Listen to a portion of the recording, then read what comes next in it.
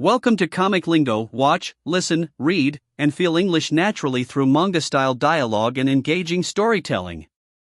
Today, let's dive into a recently popular novel, The Remarried Empress, Chapter 1 to Chapter 20. Chapter 1, I'm about to be removed from the Empress seat. I will accept the divorce. Am I the only one who had a faint smile on my lips when I said those words? Soviesha looked down at me with a half-relieved, half-regretful expression. Was it a charade, or was it sincere? Until now I had been a good colleague and a perfect empress. We had never fought, that is, until he brought her along. He cast me aside for his lover, but until the last moment he'll want to be a good man and a good emperor.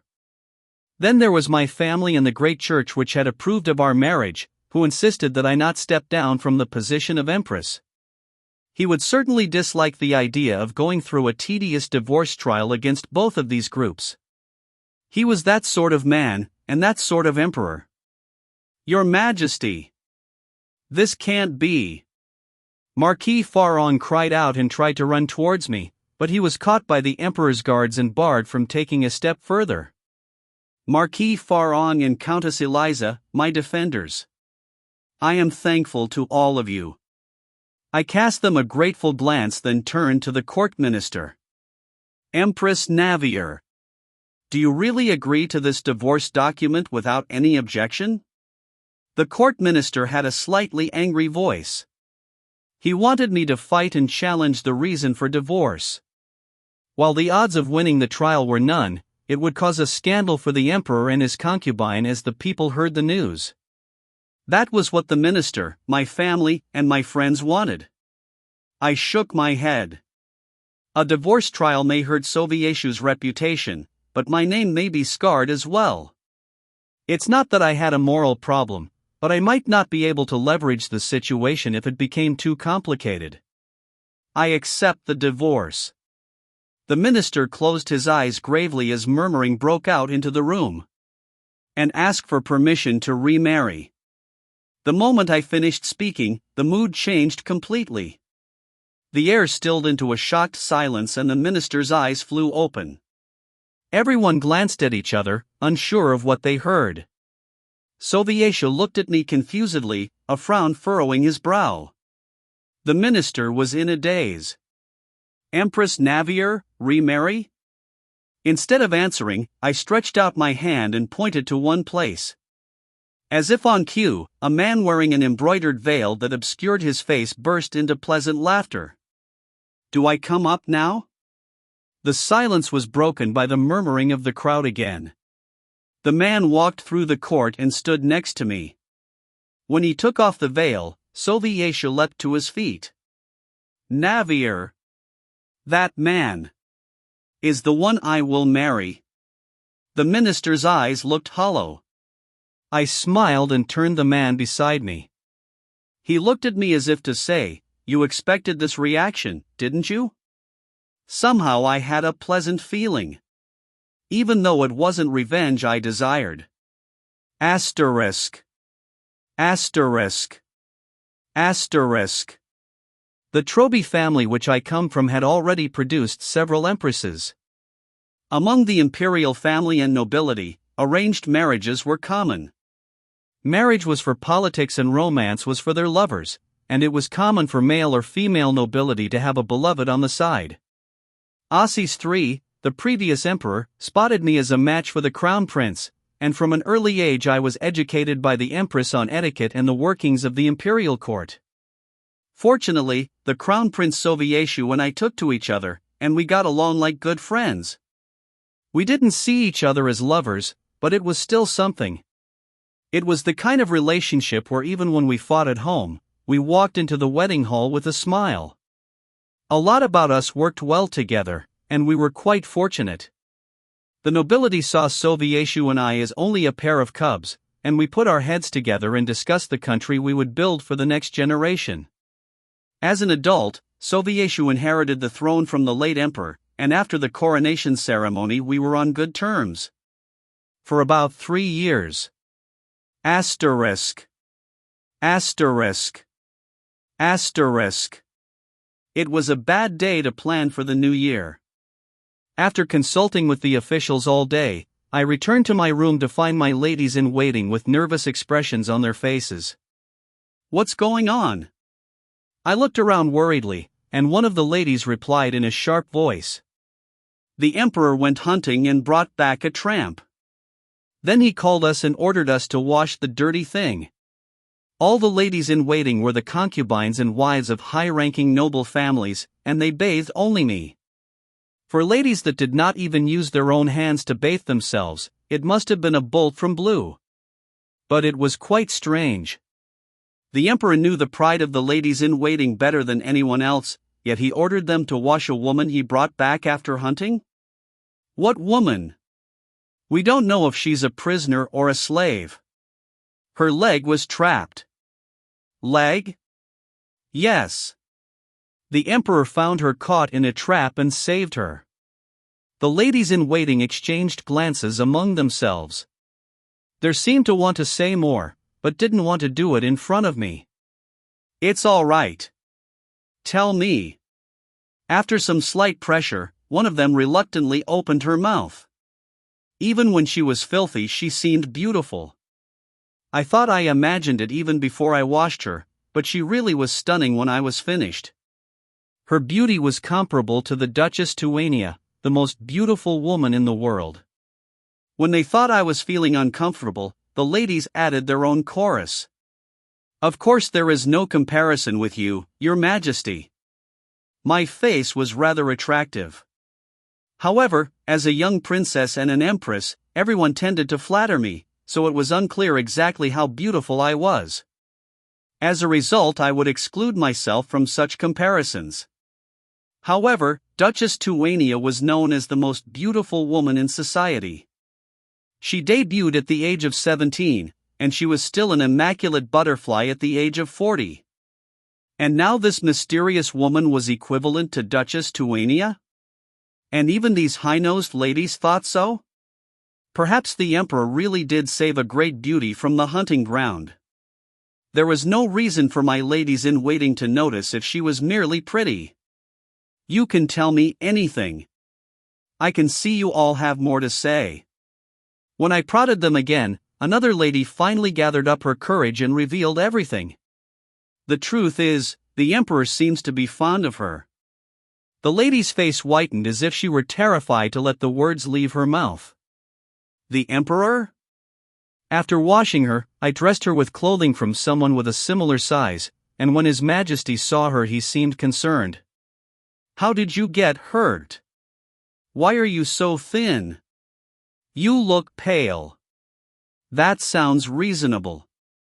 At my remark, the ladies exchanged awkward glances between themselves. You have not been in adulthood long and may not have experienced a romantic relationship, but there is a certain nuance and atmosphere, Your Majesty. We are on your side, even if it's difficult to hear about this. And if it turns out to be nothing, then it will be fine. Among the ladies-in-waiting, the only one my age was Lady Laura, and the rest were older than I. Their wisdom was richer than mine when it came to human affairs. I see. I murmured in my embarrassment. Even if what the ladies said was true and that the emperor was interested in another woman he saved, what should I do?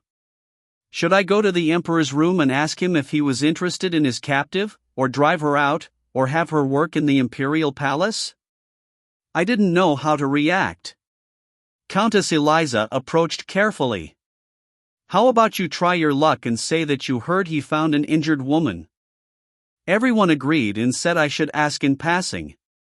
Maybe say you heard it from one of the palace maids. Just in case. I nodded and smiled, praying it would not be a large issue. I will. Thank you all. His Majesty the Emperor is a compassionate man, so he must have brought her here out of pity. When would it be a good time to ask the Emperor about the woman he found at the hunting ground? After much consideration, I decided to ask him at dinner tomorrow. Although we were husband and wife, our rooms were separated on the east and west. It was said that the rooms were placed to show that the monarchy symbolically supported each side of the country. That meaning had now faded, and now it was a perfect arrangement for the emperor and empress to live without having to touch each other. Although Sovieshu did not yet have a concubine, we ate and slept separately due to our busy schedules and different lifestyles. However, we had dinner twice a week, and that was tomorrow. Yes. It would be too meddlesome for me to visit today and ask about the woman from hunting ground. I will wait a day. I hadn't forgotten what my mother said to me before I was married. Do not interfere with Sovieshu even if he takes a concubine later. Is that really all right? Look at history. Were there any emperors without concubines? Even Aussies too, who is known as a great military leader, has had 20 of them. Do not waste your anger on it. Navier. All you have to be for Sovieshu is be young and beautiful, and healthy. Do you understand my words? You can find a man like that and make him your lover. A commoner would widen their eyes at this kind of drama, but this was natural in noble society where political marriages were the norm. Of course, the right of inheritance would go to the children of the married couple, but problems arose when a spouse was in love with their partner and couldn't tolerate other lovers. Political conflicts happened that way. This must have been part of my mother's concern. And so, on her advice, I was not going to go see Sovieshu today. I would ask him tomorrow evening instead. And even if he took the woman as his concubine, I should pretend to ignore it. I was not in love with him. I knew other people lived like me. Still, when I thought about my husband taking another woman as his lover, there was a lonesome feeling in the corner of my heart. Strange. I lifted my hand and placed it on my breast. My heart beat neither slow nor fast. The next day, rumors of that hunting ground girl spread even faster. The only ones who spoke openly about it to me were my ladies in waiting, but even when sitting in a quiet place I could hear the gossip among the palace. During lunch, the ladies in waiting complained throughout the meal. I heard that filthy tramp is a runaway slave. She must have gotten onto the hunting ground while fleeing. The hunting ground is connected to Viscount Rotesh's estate, so she must have escaped from there. If she's a runaway slave, she should be sent back immediately. I can't believe the emperor took pity on her and made us take care of her. Before dinner time, the ladies dressed me more methodically than usual. They clothed me in a glittering dress and adorned me with silver jewelry and simple pearl earrings, showering me with praise throughout. They always cared for me, but today they seemed especially adamant. No matter how beautiful the slave is, you are our empress. The emperor will have to wash his eyes after he sees you. Their efforts felt empty and passed through my ears. If Sovieshu was going to fall in love with me for dressing beautifully, shouldn't he have already done so before? All I had in my head were useless thoughts. However, even though I considered the efforts of the handmaids to be futile, I entrusted myself to them. After all the preparations were finished, I went to the Eastern Palace where the emperor stayed, and sat at a dining table that was far too large for 2 people. At first we only talked about recent political issues, such as the preparations for New Year's Day. I waited for Sovieshu to bring up the story about the hunting ground girl, but no matter how long I waited, he didn't mention her. It was when he was cutting his steak that I finally brought it up.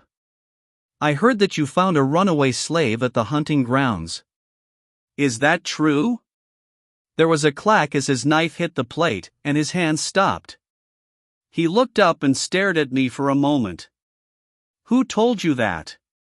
His tone wasn't pleasant. In fact, he seemed rather tense.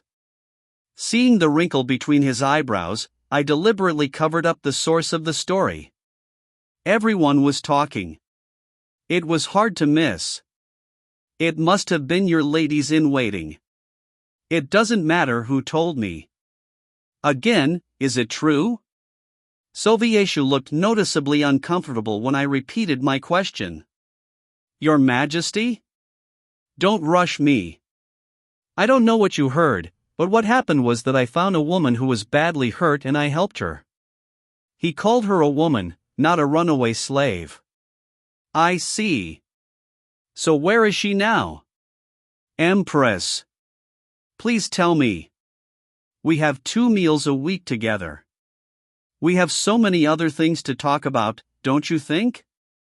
The iciness in his voice was clear to me. Do not get involved in this in any way. Chapter 2, Early Signs of an Affair, 1. Other things to talk about? Your Majesty, I did not suggest anything unusual. As the owner of the Imperial Palace, I am only asking if you brought in an injured woman. It's never happened before. Was I overdoing it? I had my usual tone and gentle smile on my lips. I spoke casually in order not to appear overbearing, as if discussing the New Year's Day preparations. Sovieshu looked markedly uneasy, however. He seemed to want to avoid the topic as much as possible, and the atmosphere became increasingly uncomfortable. Are you asking because you're only curious? Sovieshu looked at me suspiciously, and I blinked at him.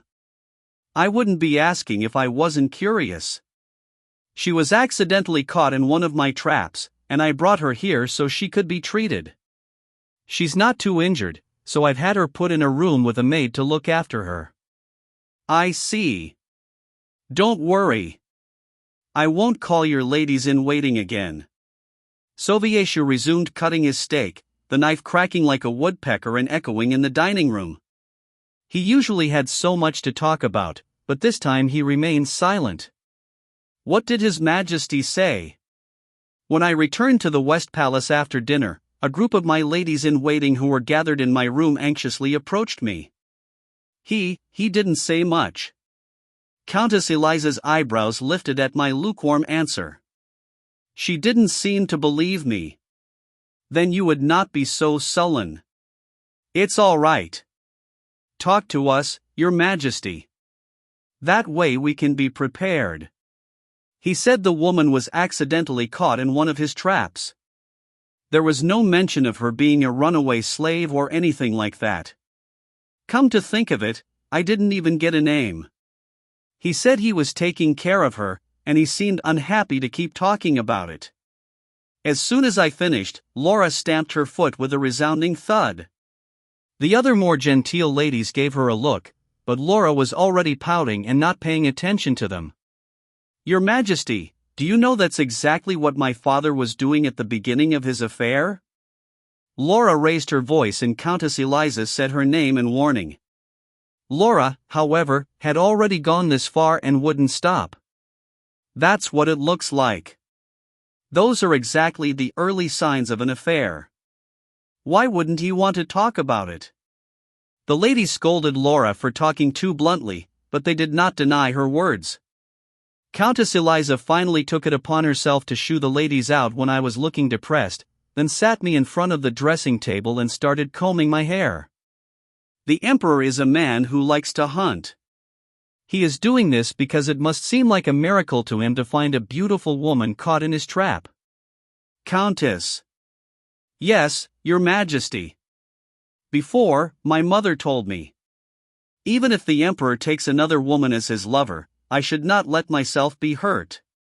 There are so many cases like that, and I shouldn't expect it to be any different. The middle of Countess Eliza's forehead creased. Countess Eliza had a rare marriage of love to her husband, and to such a person, my mother's advice might sound ridiculous. I continued. I didn't say this in front of the other ladies, but I am a little prepared. Even if the Emperor welcomes a slave woman as his concubine. Your Majesty. But when he doesn't speak to me, I feel a little down. Countess Eliza set the comb down on the dresser. I looked up at her and asked her honestly. Whether he has 10 or 100 concubines, they're still concubines and I'm the Empress. He and I never loved each other to the point that we would die for each other, so theoretically, we should still be fine. Yet why do I feel so empty? Countess Eliza reached out to embrace my head and shoulders. She held me still for a moment, then withdrew before speaking. Even though yours is a political marriage, you've been together since you were children up until marriage. It's no surprise that you're upset. I would feel the same if my child were to bring someone else in as their foster parent. I would feel upset if my parents took another child and favored them because they were more beautiful. And I would feel upset if my best friend brought someone else in and was more friendly to them. It's a natural emotion. Then would the emperor feel that way if I had another man next to me? Countess Eliza picked up the comb and started brushing my hair again, and I took her silence as a no. After a moment, she finally spoke. To be honest, I don't know, Your Majesty. The more powerful your love is, the harder it is to look around. So I had no choice but to deal with my heartbreak by myself. I forced myself to smile. I see. I'm sure I'll feel better soon. She and I won't have to meet each other. Yes.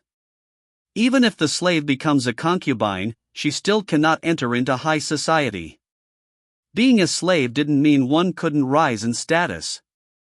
It was also the case for the innocent who became slaves due to collective punishment caused by their family members. Every year, the country restored a certain number of slaves to commoner status, but it was never the case for a runaway slave. Being a slave meant that one had a life sentence for some crime they committed. Because a runaway slave escaped without paying the price, they were considered the same as an escaped prisoner. An extra charge of guilt was added, and a runaway slave was considered the dregs of society to aristocrats. No matter how much Sovieshu lavished the woman, there was no opportunity for her to debut in high society or for me to run into her. I nodded my head and gathered myself. Yes, Countess Eliza. It was natural that I felt empty when someone who had been my husband for a long time had a sudden interest in another lover. But I couldn't get more emotional now. No matter if he had another woman, he couldn't cut me off. There was only one empress in this empire after all. The emperor goes to see the slave day after day? I heard he even brings her food himself. He's acting so calm too. The audacity. He even called a court doctor to treat her leg. There were voices whispering between the bushes. Although the imperial palace gardens had flowering walls higher than one's head, I could still hear the gossip that filtered through. I designed this garden myself, and deliberately placed a nest-shaped swing chair in an area not frequented by many. It was like my secret place. I didn't bring my ladies-in-waiting here, and so people said things aloud without them noticing me. About a week has passed. I closed my book and placed it on my lap. As Sovieshu's interest in the slave woman grew, so did the stories. Everyone's attention was on the woman who managed to capture the emperor's interest. Wasn't it fortunate that she and I never ran into each other? The next time I had dinner with Sovieshu, I didn't ask about her. Instead I acted as if nothing had happened, and brought up the New Year's preparations. I decided to compromise at this point in time. Ignorance. Pretend I didn't know. But coincidence came out of nowhere and confronted me. Chapter 3, Early Signs of an Affair, 2. It was the day all the officials and I gathered in the conference room to discuss the preparations for the upcoming new year. My throat felt clogged after speaking for so long, and after drinking a glass of warm water, I took a walk in the central palace garden to relax. Artina, the deputy commander of the knights, accompanied me, along with my ladies-in-waiting. As I discussed with Artina about whom to recommend for the ceremony, I heard a whisper from somewhere saying, "Is that her?" I looked around, and saw a woman sitting in a wheelchair with two other women who appeared to be maids beside her. Our eyes met, and the woman in the wheelchair struggled stand. The two maids tried to stop her, but they dropped their hands when they saw my gaze. The woman shakily gripped the handles of the wheelchair as she stood up to bow in greeting. I wasn't sure who she was. I thought she might be the slave the emperor found, but we were near the central palace, and this was no place for a mistress to come. I didn't think there were any cases of one even working at a high position at the central palace. Still, she greeted me even when her legs were hurt, and so I gave her a nod of acknowledgement. I turned to walk away when I heard a voice from behind me saying, "Hey! Hey!" Was she calling me? This was the first time I heard someone say that to me in the palace after becoming empress. I turned back, flustered, and saw the woman in the wheelchair wheeling herself towards me. The maids were bewildered and called out Rashta, "Don't," but she ignored them. Did she have something to do with me? If she did, then surely she would know I was the empress. And yet she said hey to me? I stared at her with a perplexed expression on my face, and the woman named Rashta drew near and greeted me again. "I'm Rashta." What was I supposed to do? "Yes, Rashta." She smiled, as if pleased that I called her by her first name. Did she really want me to address her like that? I was struck by curiosity, but not enough to ask why. The audience time had ended, and my brain was rotted having listened to the stories of strangers for 3 hours. If there was an emergency, then she would have pleaded for help as soon as she saw me. However, she was smiling cheerfully, so it didn't seem like she needed my urgent attention. I turned around again, thinking there was nothing more to see.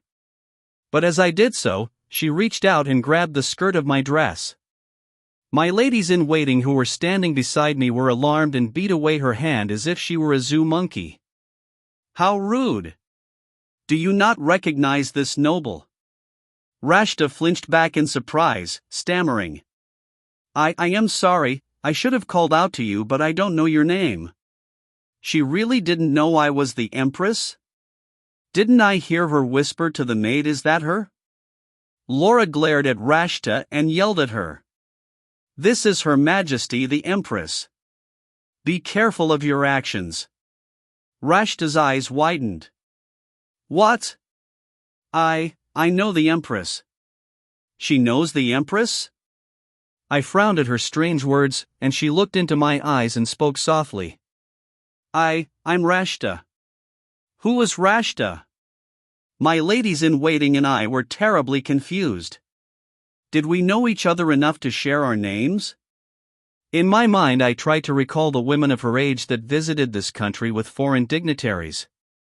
I did not meet with every single guest. There were the guests that were welcomed by me, guests that were welcomed by the foreign ministers, guests that met with Soviétu directly. She had never been one of my mine. Had the foreign minister ever met a Rashta? It couldn't be. If she were from a great noble family, even the ladies-in-waiting would know about her even if I didn't. "Do you know me?" I decided to be straightforward with her, and she looked surprised. "You don't know me?" "I'm not sure." "Ah." Rashta looked at a loss, and she whispered to the maids, "What do I do?" I could hear her, of course. But I was tired. I didn't even know who she was. I was about to ignore her and leave, when Rashta called out again. "I am living in the Eastern Palace by the kindness of His Majesty the Emperor." The kindness of Soviétu? The Eastern Palace. The wounded legs. The woman. Ah. The slave? Then why was she near the Central Palace? Before I could ask, Rashta's face paled. "Your Majesty, forgive me for my rudeness. Miss Rashta is not a slave." A maid beside Rashta came forward and corrected me. "Not a slave? But my ladies-in-waiting told me she was a runaway slave." If they were false rumors, then they would have informed me it was not a credible story, but there was no such statement. The slave was more than what I expected. I didn't expect to meet her this way. I didn't care about the gossip, but she was as beautiful as the rumors suggested. Her kind of beauty wasn't like the glamour and elegance of a noble like Duchess Tuania, rather, Rashta's image was soft and ethereal. Her large, dark eyes stirred one's protective instincts, and her hair was a light silver that made her pure and innocent charm even more mysterious. Wait. My ladies-in-waiting bathed her, so why didn't they recognize her? I glanced around and saw some weren't with me. Unfortunately, the missing ladies were the ones that washed Rashta. Yes. Now I know who you are. I nodded, and Rashta beamed. Thank goodness. Actually, I've been wondering when we'd meet each other. Meet? I asked the Emperor, but he kept telling me that I didn't have to bother, but I thought we should still do so. Meet each other? Why? What should I call you, Your Majesty? Just call me Your Majesty. Ha! That's it. I didn't know why I was having such a friendly conversation with this girl of all people. Rashta seemed to feel tired and wanted to turn around, and she grunted in exertion as she moved her wheelchair. Sensing that my mood was spoiled, my ladies-in-waiting grabbed onto the handles of the wheelchair and pulled her slightly backwards. Stay away. Just who are you to act so friendly towards her? Laura's hands were trembling in anger as she pulled the other woman back. Filthy. It was then. What do you mean, filthy? Sovieshu appeared, his voice like shards of ice. Chapter 4, Compare with whom? 1. The Emperor witnessed Laura insulting the woman he was in love with. It was quite a scene. Laura and other ladies-in-waiting quickly lifted their skirts to bow to him, but he gave them a hellish glare. I had already seen Sovieshu a few times earlier in the palace, and I stared at him quietly instead of greeting him again. Sovieshu looked at Laura, then turned to Rashta. Goodness. Sovieshu sighed. Rashta's eyes were wet, probably out of surprise, and the wide look she gave him made her look like a poor frightened animal. Don't cry. Despite his attempt to soothe her, tears began to drip down her face. I said don't cry. Despite the unsympathetic tone in his voice, Rashta did not stop. She seemed unafraid of his infamous cold attitude. I kept staring at her. When Rashta continued to cry, to my surprise, Sovieshu pulled out a gold-embroidered handkerchief and held it out to her. Her tears didn't cease even when offered the handkerchief, and he sighed and wiped her face himself. You're a handful. There was a note of worry in his tone, and the corner of my heart throbbed again. No, it was natural, it was natural. I reminded myself of Countess Eliza's words, and turned around and instructed my ladies-in-waiting to follow. Let's go. My legs ache. I wouldn't be able to stop Sovieshu from having a concubine, but I was free to avert my eyes from it. The ladies quickly followed after me. Wait. Stop. Sovieshu called out to me before we had even taken a few steps. First Rashta, and now him? Sovieshu glared at Laura and pointed to her. Leave that lady-in-waiting behind, Empress. What for? Leave her. She is my lady-in-waiting. You need to tell me first. Laura's complexion turned pale. I also felt an ominous wind blowing through my thoughts. Surely he wouldn't punish Laura for what she said to Rashta, would he? While Laura's behavior was not exactly exemplary, she was still a lady-in-waiting of the Empress. Rashta, on the other hand, was not yet a concubine, nor was she even lower nobility. She was even likely a runaway slave. For Sovieshu to punish Laura would publicly disgrace her in society. As well as myself, the Empress. I stared at him, and he turned his gaze back to Laura. She is a lady-in-waiting of the Empress, but she is also my subject. How dare she speak like that? Then I will scold her. You think a scolding will fix someone who calls another person filthy? Surely not. Sovieshu barked an order to a nearby guard, pointing his chin towards Laura. Lock her up for 3 days and give her only water and hard bread. Laura's face whitened, and the other ladies let out a small scream of distress. That is too far, Your Majesty. I stepped forward, but Sovieshu directed his icy glare towards me. She called a woman in a wheelchair who can't even properly walk filthy. Don't you think that is too far? Well, you only watched. You probably thought that was not too far. My ladies-in-waiting only stopped her because she pulled my dress. The look on Sovieshu's face only turned darker. You were walking away from her. Your Majesty. And what is wrong with holding a dress? Is the Empress dress more noble than a human hand? Then I will have your servant pull at the hem of your cloak. Even if your cloak is not as noble as a human hand, is that still acceptable? Sovieshu raised his eyebrows and smirked. Your words are meaningless. Do you really think it is the same situation? Is it different? It is. Then what is the difference? Rashta is not a servant. I wanted to ask him if I should change my example, and what he would do if a concubine pulled on the hem of his clothes. Lock up the Empress lady-in-waiting for 5 days. Before I could say anything else, Sovieshu increased Laura's punishment. The more I opposed him, the more severe he became. I saw Rashta sitting behind Sovieshu with her eyes wide open, staring at him as if he was some sort of hero. The words I wanted to say threatened to leap from my mouth, but even the Empress could not overturn the Emperor's orders. I could call a trial to challenge Laura's punishment, but by the time the trial would be opened she would already be released. I accept the punishment, Your Majesty. As I was agonizing about losing to Sovieshu, Laura quickly stepped forward.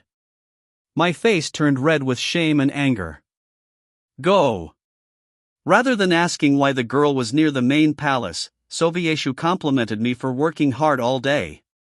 Sovieshu and I weren't passionate lovers, but we were good friends. Now we were neither. I gritted my teeth and turned away.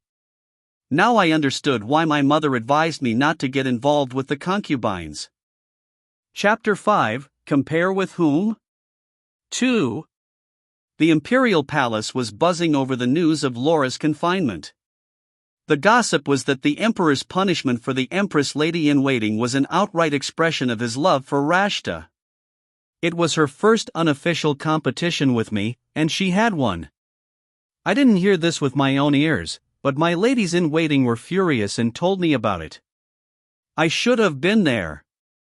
A lady-in-waiting who had bathed Rashta exclaimed that were she present, she would have kept me away from the slave.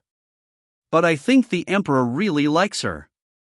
I used to have admiration for him, but this time he didn't even listen to the empress' words. Despite their anger, the ladies-in-waiting were worried about the future. It's only been a few days since the emperor met her. I'm worried. There was nothing I could do in this situation. Sovieshu and I acted like nothing had happened when we ran into each other at the central palace. I focused on my work and tried to forget what had happened that day. When I was alone in my room, I remembered Sovieshu's cold gaze and felt the bruise in my heart, but it ached less when I kept myself busy. When Laura's imprisonment finally ended after 5 days, I went up to the tower to retrieve her myself. I asked the other ladies-in-waiting to bathe Laura in my bathroom and bring her some soup. I also ordered Laura's favorite cake. A secretary sent by Sovieshu came to me to deliver a message. His Majesty the Emperor wants to see you. Me? Yes. What could it be? I nodded and turned to Countess Eliza. When the cake is finished, tell Laura to come here and eat. Then let her know she can rest for a few days before she comes back. Yes, Your Majesty. I turned and nodded at the secretary, and he quickly led the way. The atmosphere changed as we went east, even though it was surrounded by the same wall. Perhaps it was because the palace was styled in completely different ways. I was concerned that I might encounter Rashta again, but she was nowhere to be seen in Sovieshu's bedroom. The emperor was sitting by a small round table. You called me. Sovieshu stared at me silently as I approached him. His eyes seemed full of things to say. What can I do for you? I spoke first, and Sovieshu seemed to hesitate for a moment and pressed his lips. Your lady-in-waiting, the one who was imprisoned. Laura. The daughter of Marquis Anhltl. I heard you took her back from her prison. She's my lady-in-waiting. She suffered for 5 days. Soviétia looked even more displeased. Did you have to? Are you asking me if I had to take care of a woman that was punished? Soviétia could clearly hear the mockery in my voice. You know what I'm trying to say. In other words, you retrieved the lady-in-waiting yourself, even though you knew I would be offended. No. Partially. I suspected that Soviétia might be offended, but I also thought he might have already cooled down after 5 days. Perhaps after everything had settled, I could let him know that his punishment was far too much. Maybe not. I suspected you might be displeased. But now you're taking care of her? If you had any thought for me, you would have sent her away. What is the emperor if the empress cares for the people he punishes? It is not right to send someone away after they already received their punishment. Besides, what she did was not out of line. Calling people filthy? She was trying to stop someone from pulling on my clothes. A scolding would be enough. The more I spoke, the stonier his expression became. So, you will keep the lady-in-waiting? It is entirely up to me to decide who is my lady-in-waiting. Although Laura may want to quit working in the imperial palace, I was going to keep her for a while. Being punished because of a runaway slave was enough to make her an outcast of high society. If I let her go, she would have no protection, let alone against Soviétia. As empress, I would use my name to safeguard her. Soviétia sighed and turned away. I am tired of arguing with you. Can't you just be obedient to me for once? The empress does not have to bend to the emperor's will. Continue on like this, and you won't even be able to compare. Compare? With whom? He stared right at me, then he put on a wry face. I see that you're tired. Please retire for the day. Go back to and take care of that misbehaving filly. After Empress Navier left, Soviétia sighed and rang a small bell on the table. The door opened, but it was not a servant who walked in the room. Since when do you work? At Soviétia's puzzled expression, Rashta smiled sheepishly. I feel like I'm a burden when I'm not doing anything. So you're going to be working now? Rashta spread out her arms joyfully, and Soviétia grinned. You can't even go around by yourself. Serving the emperor was regarded as a great honor among nobles, and was a position that even those without titles coveted. But Rashta wanted to work for the emperor because she felt like a burden. She had no idea that the nobles would strangle each other over this position. What an unusual person. Soviétia chuckled at her oddity. For Soviétia, there had only been 2 significant women in his life so far. One was his mother, a great empress, and the other was Navier, the current empress. He was familiar with the empress' imperial education and even studied together with Navier, but he thought the clumsy Rashta was incredible no matter what she did. Come here and have a snack. Soviétia rang the bell again, and the servant who had been waiting impatiently at the door came in. Pumpkin pie. Very sweet. And bring wine. A light one. The servant left to fulfill the orders, and Rashta clapped her hands and exclaimed, pumpkin pie. Do you like food that much? Not just any food. How many people have never eaten a bite of a pumpkin pie in their life? She smiled innocently like a child, and Soviétia found he couldn't pull his eyes away from her. The empress doesn't even respond to jewelry, no matter how expensive it is. But you're still happy even with the little things. Doesn't she like jewelry? She does. But she doesn't have a lot of emotional ups and downs. She only expresses herself in small portions. Rasta frowned and gave a sigh. She grew up beautifully and doesn't know the harsh world. Anyone would take jewelry for granted. It's not that the Empress is wrong, it's just that she has a lot of wealth. Even if you got her a big gem, it's not a surprise. That's true. Oh my god. My prey is smarter than I thought. Rashta didn't know whether he was making fun of her or not, and she blushed and puffed out her lips. TCH, you always call me prey. Because you're the prey I caught in my trap. So, Your Majesty. Rasta laughed at his light joke, then settled to speak to him again. She twisted her fingers together and ventured forward carefully. You said you'd make me your concubine. Yes. The Empress doesn't seem to know that yet. Sovieshu nodded and gave her a reassuring smile. We're in no hurry, so let's take our time. Your legs haven't completely healed yet. I'm not rushing, but I had a hard time when I met the Empress before. I didn't know how to introduce myself. And what if it happens again?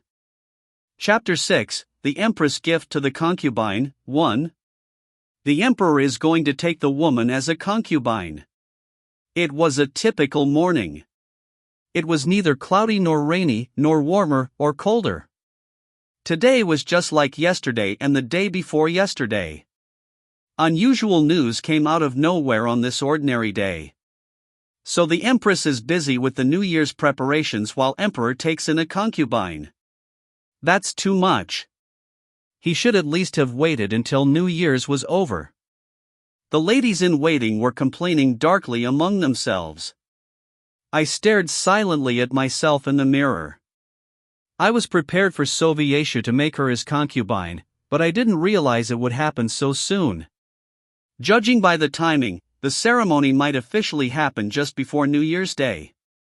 HAAA. A sigh emerged from deep inside me, and I felt nauseous at the thought of everyone coming up to me at New Year's Day to talk about it. And even if they did not speak about it to my face, I was sure to hear them whispering from behind. However, I could not ignore the fact that the Emperor was taking in a concubine no matter how much I disliked it. When is the ceremony? The ladies in waiting glanced at each other, and eventually it was Countess Eliza who answered. Rumor has it that he wants it to happen as soon as possible. He'll want it done before the new year. Around noontime, Sovieshu's secretary came up to me again to deliver a message. It was about the concubine, and the other officials kept an eye on us in an effort to catch some gossip. The Emperor wants it to be simple, as there are other large events scheduled and time is tight. Simple? The Emperor's concubines were not recognized as part of the imperial family, and her children were not recognized as prince or princess. The best that could happen was to earn favor and take the title of duke, but with no claim of succession. Even so, it was possible for a concubine to carry the emperor's child, and it was customary to hold a banquet. It was no wedding ceremony, however. The concubine would be the center of the attention of the banquet, and would later sign a contract notarized by the chancellor. Is the emperor saying to hold a simple banquet or omit it altogether? It's impossible to invite a large number of guests at such a short notice, so we'll skip the banquet. Is there anything I need to handle if there isn't going to be a banquet? There isn't. His Majesty said you needn't worry about it at all. As far as I knew, omitting the banquet was not unusual. The inside of the hall would still be decorated in honor of the concubine that day, but instead it would be a smaller affair to dine with the emperor, invite the people that were close to them, and sign the contract documents. But I needn't worry about it? Was it out of Sovieshu's pride or his consideration? Tell him I received his message. There was no harm to me. The secretary bowed and left. The other officials were staring at me, and when I glanced up, they hurriedly lowered their heads and pretended to go back to work. Do not tremble in front of them. They would whisper if I showed any signs of hurt. Even though the concubine was nipping away at my life, I didn't want them to think it was over just because my husband loved another woman. Placing on an indifferent expression, I reviewed the plan again and advised them on the necessary revisions. The emperor will sign the contract first. Then you sign on the thin black line below his name. Baron Anhltl, one of the emperor's secretaries, was put in charge in educating Rashta. When the Baron finished explaining the basic outline of the documents, Rashta's eyes widened and she let out a small wail. That was not usually a sound made by an aristocrat. Baron Anhltl stared at her for a moment, flustered, while tears streamed from Rashta's eyes. I understand what you mean, but Rashta has no signature. You can make one. Rashta's face turned red at the casual way he answered. Ah. Baron Anhltl finally realized why Rashta was struggling. You don't know how to write? When Baron Anhltl was assigned to Rashta, the emperor had told him she was a commoner, and so he assumed that she had basic education. Perhaps the rumors were true that this beautiful prey the emperor favored was indeed a runaway slave. There wasn't much investment in teaching slaves how to read or write. I suppose you don't know. He wanted to ask her if she was a slave, but he smiled, pretending not to know, and set down a blank sheet of paper in front of her. It would not be easy to teach her to write in a few days, but she could quickly learn how to draw her name. If you don't know how to spell your name, I'll write down several versions that sound like Rashta, and you can choose one and memorize it. Fortunately, Rashta quickly mastered spelling. It should have been a frustrating task for someone who came from slavery, and Baron Anhltl was astonished. Am I doing all right? You're doing excellently. After praising her and receiving a smile in return, Baron Anhltl explained what she could expect from the signing ceremony. There will be a big banquet and all the nobles will be there. Miss Rashta can invite as many friends as she wants. Wow! When the chancellor comes up to you and unfolds the government documents, you sign it. The documents. The chancellor will keep it safe. Rashta stamped her feet in delight and let out a small squeal. Baron Anhltl watched her for a moment before adding another thing. This is not an obligation, but sometimes the empress sends a gift to the emperor's concubine when she signs the contract. A gift? The empress is the owner of the palace. From the viewpoint of the owner, a concubine is one that will live with them in the future. This means the concubine not only receives the emperor's respect and acknowledgement, but the empress as well if she is given a gift. If there are several concubines, the ones that receive a gift from the empress are regarded as the top concubines. Rashta suddenly looked insecure. So Rashta will receive a gift from the empress? Chapter 7, The Empress Gift to the Concubine, 2. I'm not sending one. The ladies-in-waiting exchanged relieved glances among themselves. Thank God. I was so worried that Her Majesty might send her a gift. There were many reasons not to send one. After Soviet's secretary left, I researched any precedents, just in case. Even if there was a banquet, there was no obligation to give a gift. If there were multiple concubines, one could withhold gifts to prevent certain ones from building too much power or influence with the empress' close relatives. But the situation with Rashta was neither. In any case, I had no desire to give one at all, and Soviet had sent his secretary to tell me not to worry about it. Why couldn't I just say, please take care of my husband? Don't worry. I don't know if there's a reason to send one, but I won't. A satisfied look came over the ladies' faces. Laura would have been happy if she were here. I was thinking of going out of the palace today, so I'll tell Laura about it, Your Majesty. How is Laura? When I saw her the other day, she spoke angrily about that woman. Marchioness Anhltl is also furious and tells the story every time she has a tea party. I thought it better that they were on my side. Soviet and his aides would take good care of Rashta anyway, and I didn't think those close to me needed to be supportive of her. By the way, Your Majesty, may I ask you something? What is it? Rumor has it that the Prince of Western Kingdom is coming for New Year's Day. Is that true? The other ladies-in-waiting stopped talking and fixed their eyes on me. I nodded, and they squealed as they covered their faces or fanned themselves. I strained my lips to keep myself from smiling.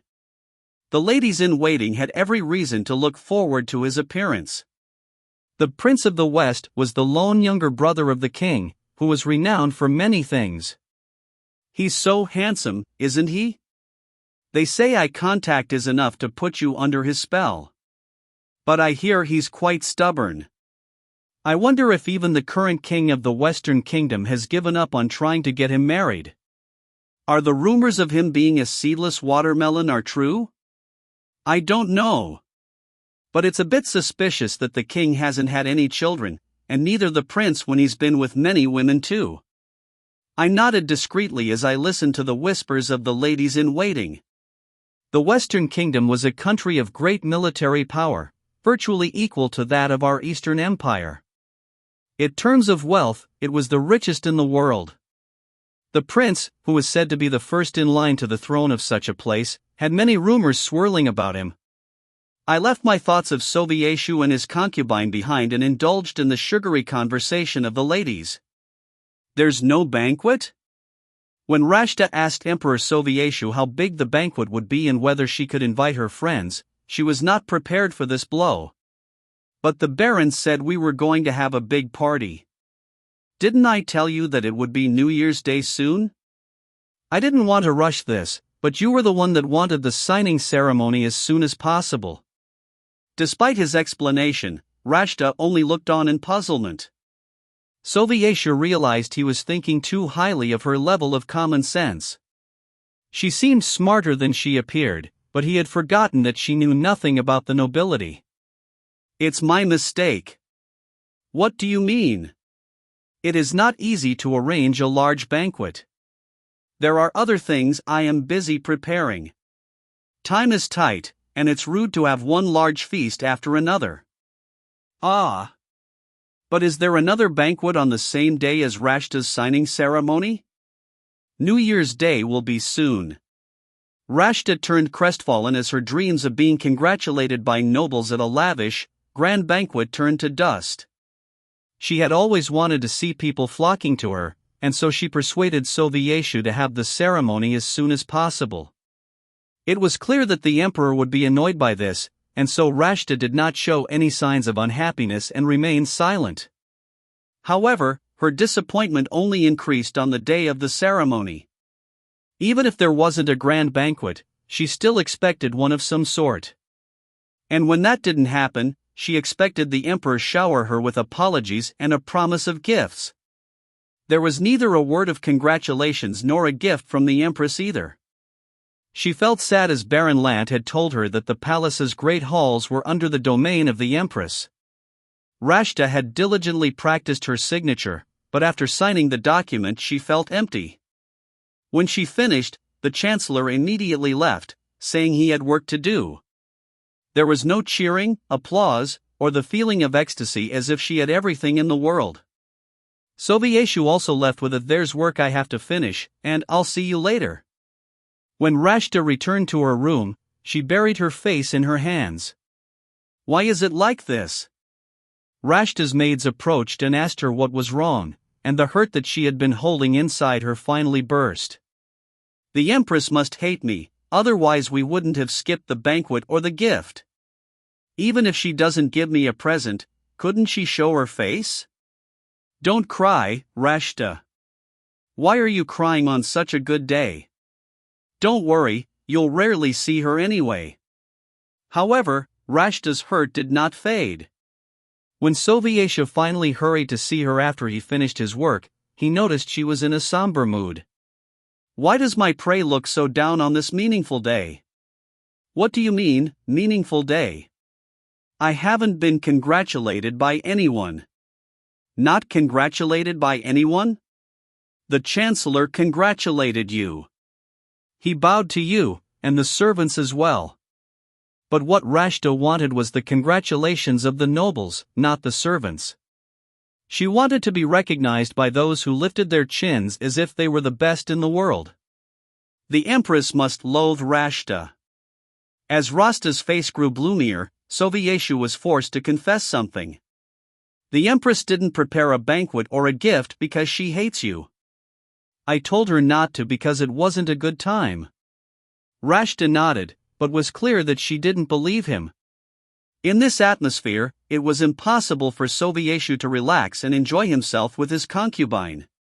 The next day, Sovieshu gave his secretary a gift, who in turn gave it to Rashta in the name of the Empress.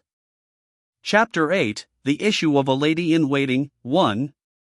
Your Majesty, the Grand Duke Liltiang has sent you a gift of silk from a foreign land. The ladies-in-waiting had finished preparing me for the day earlier than usual, so I sat with them as I drank my breakfast coffee. In the meanwhile, Prince Liltiang had sent a servant bearing a gift. I looked up from my coffee cup and examined the item on the servant's outstretched hands.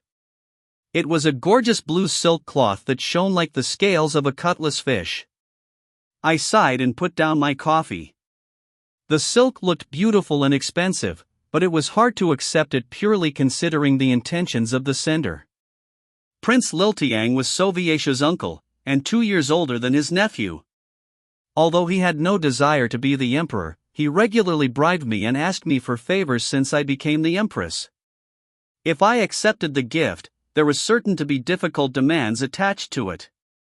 Thank you, but tell him that I cannot accept it because it would cause a misunderstanding. This had happened many times before, and the servant smiled awkwardly as if he expected it too. He murmured a respectful yes and stepped back. The gentleman hasn't gotten tired yet. When the door closed, Countess Eliza spoke her mind and the others burst into laughter. The atmosphere was so peaceful again. Quite unexpectedly, a second visitor was announced. I went to the central palace after breakfast every morning, so few visitors came here in the early hours. But 2 people in one morning? I allowed admittance of the visitor, although I remained curious. Fortunately, the second visitor was not a servant of a noble who offered bribes, but an official who came to coordinate the day's agenda. It was not a difficult task, and after exchanging a few words he left. To my surprise, a third visitor appeared. This time, it was Rashta, who I thought I would rarely meet face to face. Rashta? Really? I looked back at the guard in surprise. He bowed his head and answered yes with a look of contempt. Countess Eliza clicked her tongue again. Why does she dare came here? The guard did not know, he only stood by the door and announced the arrival visitors. However, it seemed like he felt responsible telling me the news, and he had an embarrassed expression on his face. Countess Eliza turned to me anxiously. Will you receive her, Your Highness? Well, frankly, I did not want to meet her at all. Why should I be obligated to see someone that would only hurt my feelings? Someday, I may be able to laugh and talk with Sovieshu even if he has many beautiful concubines by his side. That time wasn't now, however, and it was still difficult for me to treat Sovieshu's lover in an easy manner. However, let her in. Countess Eliza cried out in surprise. Your Majesty! I picked up the handle of the half-full cup of coffee. I did not want to see her, but Rashta was just a concubine, and Sovieshu's first love, was it love? The first woman he loved. Sovieshu had been chilly towards me since she first appeared, and I did not want to fight with him again. Even if I could not love him passionately, I did not want to be hated by the emperor. I could tolerate just this one visit. This our second time meeting, Your Majesty. I am Rashta. I didn't know if she was pretending to neither know nor care about the incident, Laura, but Rashta greeted me with a bright smile as soon as she came in. Countess Eliza did not hide her displeasure and sat back in stony silence, while I schooled my facial muscles into something as blank as possible. Fortunately, I had a great deal of practice in hiding my emotions in less than ideal situations. Unlike before, I am sure you are his concubine. Congratulations. Thank you. I gave a mechanical greeting. What was I supposed to say now? I thought over it for a moment and decided to go straight to the point. What brings you here? What brings me here? You and I are like sisters now, Your Majesty. Family. Countess Eliza was caught by surprise and choked on her cold coffee. She placed her hand in front of her mouth as she coughed and glared at Rashta. I was equally bewildered. What did I just hear? Sisters? Family? Family? Because we have the same husband. My smooth face almost cracked. I fought to keep down a twitching nerve. The concubine contract was literally a contract, and they were not recognized as part of the imperial family. During the contract, a concubine could receive a favorable amount of wealth, but if the contract was not extended, she had to leave the imperial palace. The children born by the concubine were not considered princes or princesses, even if they were fathered by the emperor. Yet now the girl considers us family just because we had the same husband? There were so many errors in that statement that I didn't even know where to start. As I tamed my thoughts, Rashta gathered both of her hands together. May I call you sister? The air chilled around me. I pressed my lips down. This was the limit of my generosity. No. Rashta's expression dropped. She blinked her eyes and stared at me as if in fright.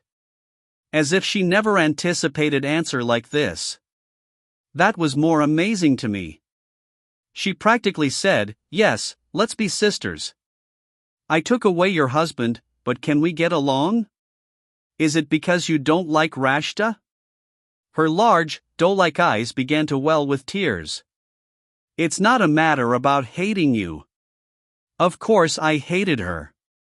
You may have become the emperor's concubine, but are not my sister. I tried to explain this difficult truth with a smile, but Rashta only seemed to cry more. She must have thought I was ridiculing her. Smiling didn't work, so I wiped it away and decided to end our meeting there. Leave. After Rashta left, everyone in the room looked around in shock. Indeed, I really don't know what to say about her. Countess Eliza was dumbfounded. And so were the other ladies in waiting. Most of them had never met an emperor's concubine before, let alone one that called on the empress. With a frown, I turned to the oldest lady in waiting. Is that what a concubine is like? Although I had been in and out of the imperial palace since I was young, I had never met any of the previous emperor's concubines while being educated in court. I hadn't been old enough to debut in society yet, and so I had nothing to do with the concubines of the late emperor. Concubines rarely see the empress. It would only hurt each other's feelings, and the concubines don't want to be disliked by her. Maybe Soviétia liked a character like Rashta. Countess Eliza sighed. She will need lady-in-waiting sooner or later.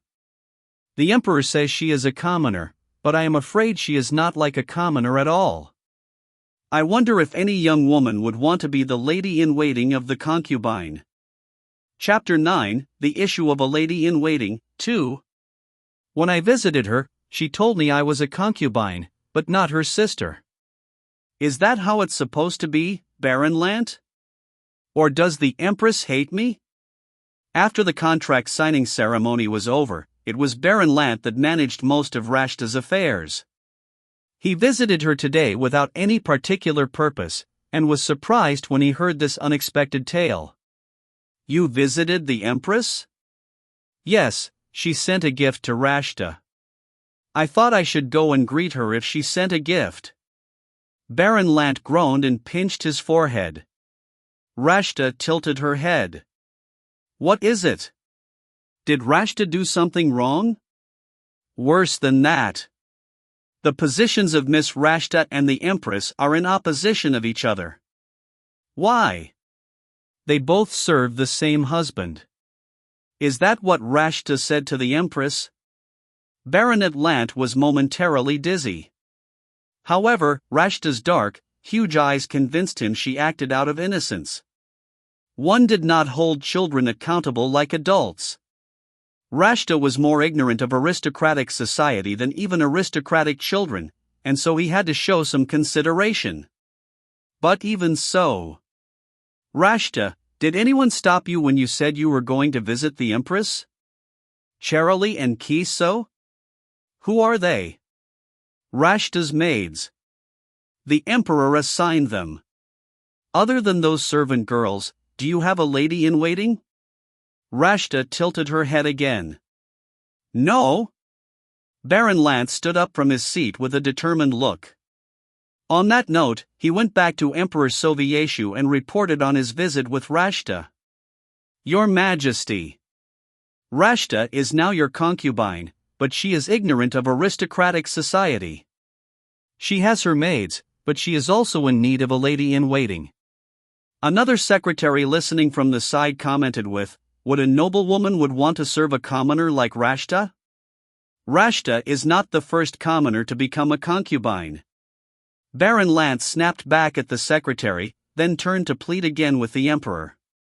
You should at least give her a lady-in-waiting to guide her in aristocratic society. Sovieshu made a sound of agreement. It was something I had already been thinking about, Baron Lant. Yes, Your Majesty. Find a lady-in-waiting that will be responsible for helping Rashta. Yes, Your Majesty. I was strolling through the gardens at the Western Palace, when I saw a large, handsome bird perched on a huge flower, picking its feathers. What a strange bird. The ladies-in-waiting hadn't noticed it, as they were busy chattering on the futility of Sovieshu's secretaries trying to find a lady-in-waiting for Rashta. I approached it carefully by myself. When I reached out my hand, the bird quickly hopped on. It shook its wings and nuzzled its beak against the back of my hand, as if accustomed to humans. Was this bird raised by nobles? As I stroked its small head, I noticed a small piece of paper tied on its foot. I opened it, and found a handwritten note in small script. I'm a foreign guest who will arrive at New Year's Day. Wrote this after drinking. I let out a laugh, and the ladies-in-waiting came over to see what had happened. Oh, that's new. Pretty. What a handsome bird. What is it called? I know it's a bird that's difficult to tame, isn't it used for hunting? When I showed them the letter, the ladies-in-waiting grinned and encouraged me to write back. I smiled broadly. Was this really from a drunk foreigner? There will be many foreign ambassadors arriving here for New Year's Day, so it wouldn't be unusual. Usually the birds flew towards a bird pagoda that gave off a unique scent that attracted them. It was amazing how this bird flew all this way. I took out a small pocket pen that I always carried with me, and another lady-in-waiting retrieved a piece of paper from nearby. A drunken bird flies back. If it finds the right way, it will be better off than its master. The ladies craned their heads to watch me write the letter and burst out in laughter again. I tucked away the pen, watered the bird, then tied my note onto its leg. The bird nuzzled its beak against my hand again and flew away. How adorable. That bird seems to like the Empress. Yes, isn't it amazing that it only goes to the Empress? When I returned to my room after listening to the ladies chatter about birds, I found one of Sovieshu's secretaries waiting for me. What's going on? It looked like he had been waiting for a while, and he answered immediately. The Emperor has summoned you. The lady's faces hardened. As well as mine. The pleasure of seeing the handsome bird disappeared, and my heart became stiff. Before, I never minded when Sovieshu called for me, but now I couldn't help but think what else is going on. I understand. Rashta was now a concubine, and I turned away her attempts to be more friendly with me than was necessary. That was it. Shouldn't it be the end? Is he going to criticize me for not calling her my sister? No. No matter how much he thinks of her, it's not to that degree. Sovieshu had seen his mother as he grew up, and knew how empresses and concubines were like. Please wait. After entering my room, I took off my walking dress and changed into a more formal one. Fortunately, I did not run across Rashta again when I followed the secretary to the emperor's room. I walked in, and Sovieshu offered me a cup of tea and immediately entered into conversation. While concubines don't require a lady-in-waiting as much as the empress, they should still have one or two to attend to them. I will give Rashta one or two as well. So I've heard. I see your secretaries are searching around. Yet after a few days, no noble women have come forward. Is that so? I think they are not coming forward because the empress, the palace's owner, is not coming forward. So can the empress herself find a lady-in-waiting for Rashta? Chapter 10, I can't believe he's doing this to me. 1. Nonsense. Why should the empress provide a lady-in-waiting for the concubine? The ladies-in-waiting who heard my story shouted angrily. Countess Eliza, who suffered from high blood pressure, rubbed her hands behind her neck while Viscountess Verdi fanned her and spoke in a soothing voice. Thank goodness Laura is not here. She is a fiery young woman and would act unbecomingly. I sat immobile and hadn't said a word, and the ladies gave me a nervous look. What are you going to do, Your Majesty? Are you really going to find her a lady-in-waiting? No one stepped forward when the emperor's secretaries searched for one. I sighed. I wish I could say no, but he gave me a direct order himself. All the ladies had tears of indignation, but there was no other suitable way. I sighed again. A lady-in-waiting was usually of similar or lower rank than the noblewoman she was serving, but Rashta was not a noble at all. In this case, it would be appropriate to find one of the fallen or the lower nobles, but that posed a problem as many of them could not get to the palace. I considered it over for another moment before turning to Countess Eliza. We should start looking nearby, so please send an invitation to the young ladies and women in the capital. Yes, Your Majesty. A tea party with all the noble women? Rashta's eyes rounded. Are you sure? Sharily, the maid who had given her the news, answered with, I told you already. It's hosted by the Empress. You can't even imagine how grand it is. All the ladies of the capital have been gathering in the palace for hours. The invitations were sent out yesterday. What about Rashta? Ah. Even if you are not a noble, Miss Rashta, you're still a person of His Majesty the Emperor. This really is a shame. Rashta's mouth turned downwards and her shoulders sagged. I thought so. The palace seemed to be noisy all day long. The Empress is being unfair. She skipped the banquet because of New Year's Day, but now she's having a party that excludes Miss Rashta. Tea parties and banquets differed in size and expectations of guests, but to Charlie and Rashta, who did not know about this, a party was a party, and to them it was unfair that Rashta was not invited. Rashta pushed the floor with her toes and fell back onto her bed. Rashta must be hated. The Empress is just jealous because the Emperor loves you. Why don't you dress up and go to the palace, too? But Rashta wasn't invited. Is the Empress the only one that lives here? This is Rashta's home too.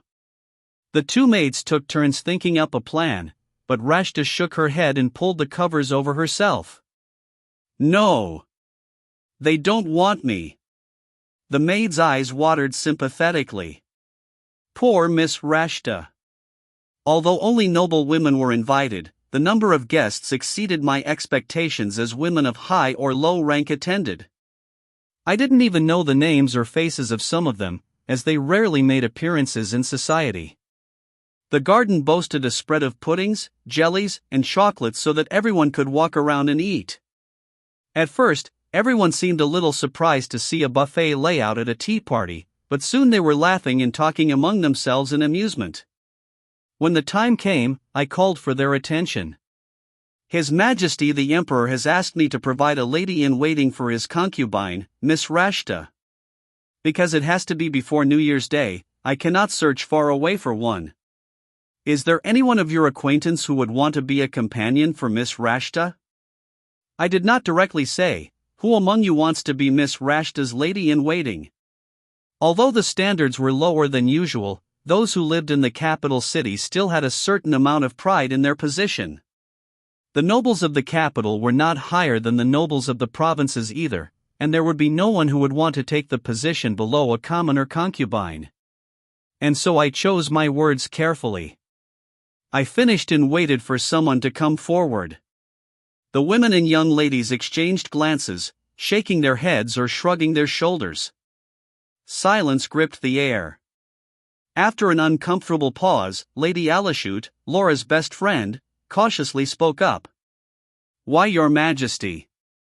This has been the talk for days, but please don't tell the Emperor what I'm about to say." "You mustn't." "You may speak, Lady Anhltl. Isn't it rumored that she is a runaway slave? Someone may want to serve her even if she is a commoner, except if the rumors are true instead, everyone is reluctant." The other ladies nodded, putting in their own word or two. "One will not be able to carry face if they become the lady-in-waiting of a runaway slave, Your Majesty. Even if there was someone suitable for the position, they'll end up getting slapped after that rumor.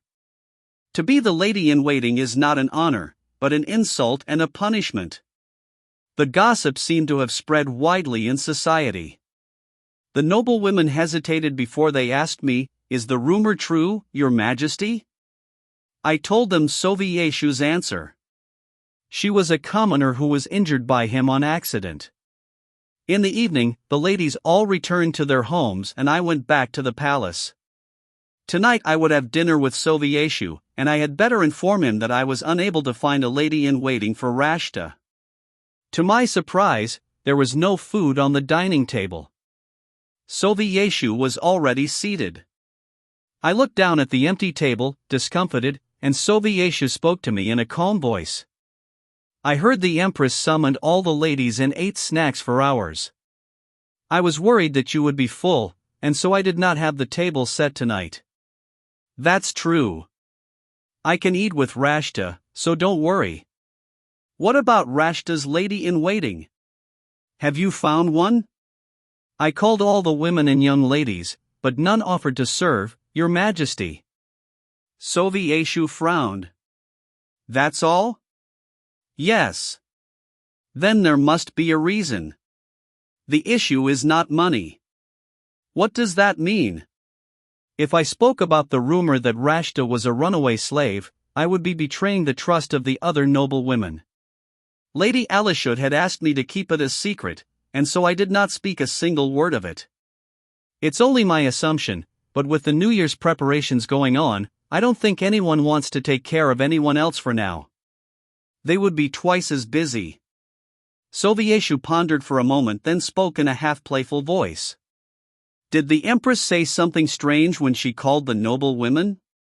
Although he was pretending to be amused, there was a sharp underbite to his tone. "Of course not. I do not know anything about your concubine, but I wouldn't say anything strange. People say things despite not knowing anything. That is true. But there are some people that doubt their partner without hearing or seeing anything for themselves." A flash of guilt crossed Sovieshu's face at the implied meaning of my words. We looked at each other in silence. "If that's what you say, then I won't doubt you." It was Sovieshu that backed down first. "I don't doubt you either." I stepped down too, and Sovieshu smiled and looked at me reassuringly. "I was just asking, so don't be offended." I was already offended, but if I fought openly with the Emperor I would lose. I concealed my crumpled pride, but nausea ran through my body. I gave him a mechanical smile and stood up from my seat. Chapter 11, I can't believe he's doing this to me, too. Though he was desperate not to do this, Sovieshu called in his servants and secretaries and gave them an order. "I need a lady-in-waiting to serve Rashta. You all must have female relatives. I want each of you to recommend 2 people for me." The Emperor's concubine was in an odd position, as both the subject of much attention and envy, as well as criticism and contempt. Soviétia thought that Rashta's status as a commoner must have hurt the noble's pride. For this reason, some emperors married their concubine to another aristocrat to forge a noble identity, but there was too much talk about Rashta to conceal her background. For a month or a year, the nobles would only pretend to be friendly to Rashta, so long as Soviétia continued to care for her. Because no one would volunteer, he had no choice but to give an order. She needs to have a peer, so be mindful about the age difference. The servants and secretaries exchanged awkward glances among themselves. You're talking about this runaway slave. Are you crazy? Father! How can you say that to mother? Baron Lance's hands were trembling and sweating profusely. Runaway slave? No, she's not a runaway slave, she's a commoner. Even if she's not a runaway slave, it's still a problem because everyone thinks so. Baroness Lant put her hands on her hips and glared at her husband.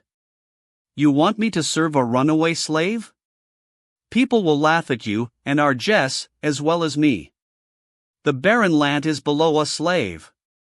Baron Lant believed that Rashta was a charming and lovely woman, and that one day other nobles would fall for the new concubine. But that was the future, and it's clear that people in society today had a bad opinion of Rashta. Unfortunately, what Baroness Lant said was true. What about on your side, your niece Acey? Are suggesting we decide her future for her because she isn't your niece. Even among your extended family there are at least 3 nieces, no? You don't know their personalities. They aren't just someone you can put into another person's care. Oh my, see this? What's the excuse now? As the Baron and Baroness Lant argued with each other, the other servants and secretaries found themselves in similar circumstances. Everyone shook their heads while talking about the runaway slave. However, they weren't in the position to back down like the Empress. In the end, Count Pernu and Baron Lant were ordered by the Emperor to bring their female relatives to the palace for a month. I thought Soviétia would force me to inquire the noble women again. But somehow, 3 days later, my ladies-in-waiting informed me that Count Pernu's daughter and a Baron Lant's distant relative would serve as Rashta's companions. Setting aside Baron Lant's relative, it was surprising that Count Pernu's daughter would take on the job. Isn't that young lady's name Helen? I knew that the Pernu family was a strong household. Yes, Your Majesty.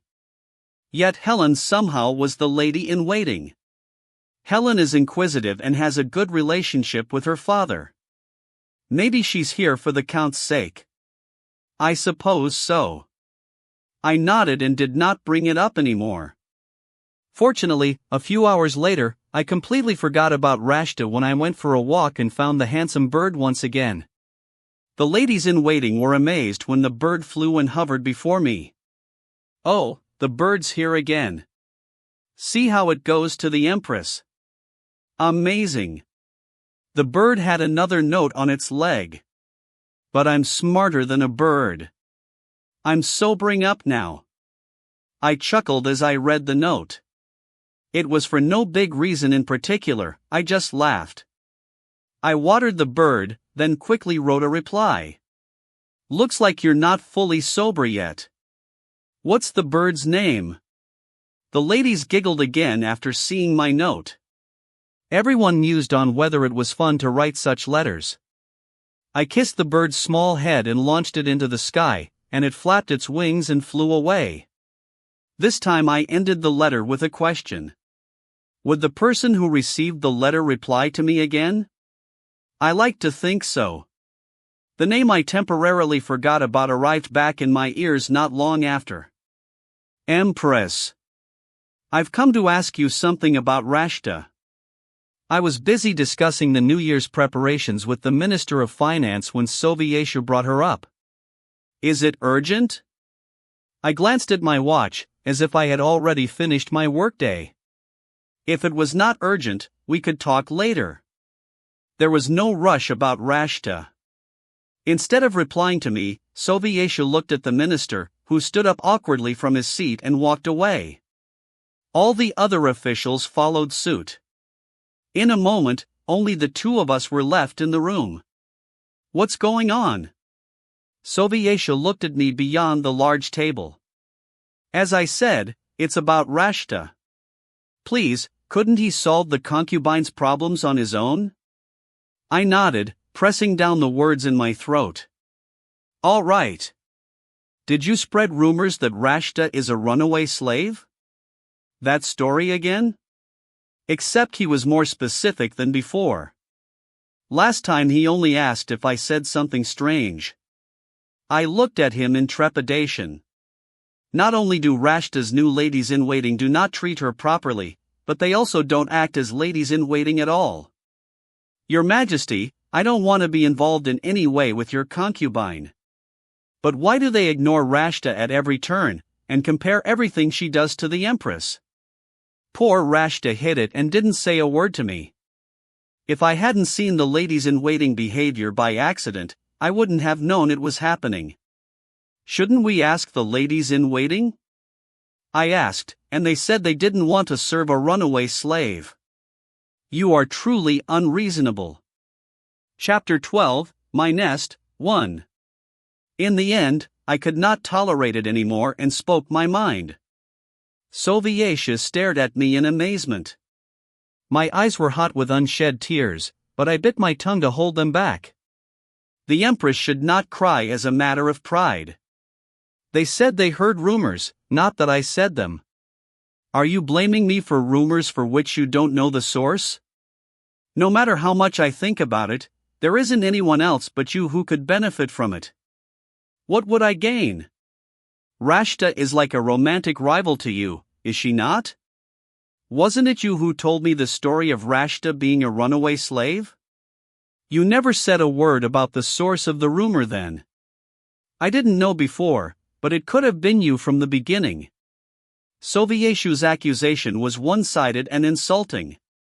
I managed to steady my breath and keep my composure. But the more I tried to keep calm, the more suspicious Sovietska seemed to be of me. It took a moment, but finally I managed to force out a voice that sounded normal. Your concubine is not a rival to me. What? You are not my lover, so how can she be a threat to me? Sovietska's expression wavered. I straightened my back and gave him a smile practiced hundreds of times in front of a mirror. The concubine is precious to you, while I am just like everyone else. I am tiring of this, so let me say it again, Your Majesty, don't get me involved with you and your concubine. I whirled around and saw myself through the door. The finance minister was nervously pacing down the hallway, and he turned his head in my direction. His eyes widened when his gaze fell upon me. It was obvious that I couldn't manage my facial expressions. I smiled at him, then quickly left the hallway and made to the western grounds. I ran to my secluded nest chair where there were no ladies-in-waiting and buried myself inside. I hugged my body, and stifled my sobs as best I could. The Empress does not cry. She does not cry in front of others.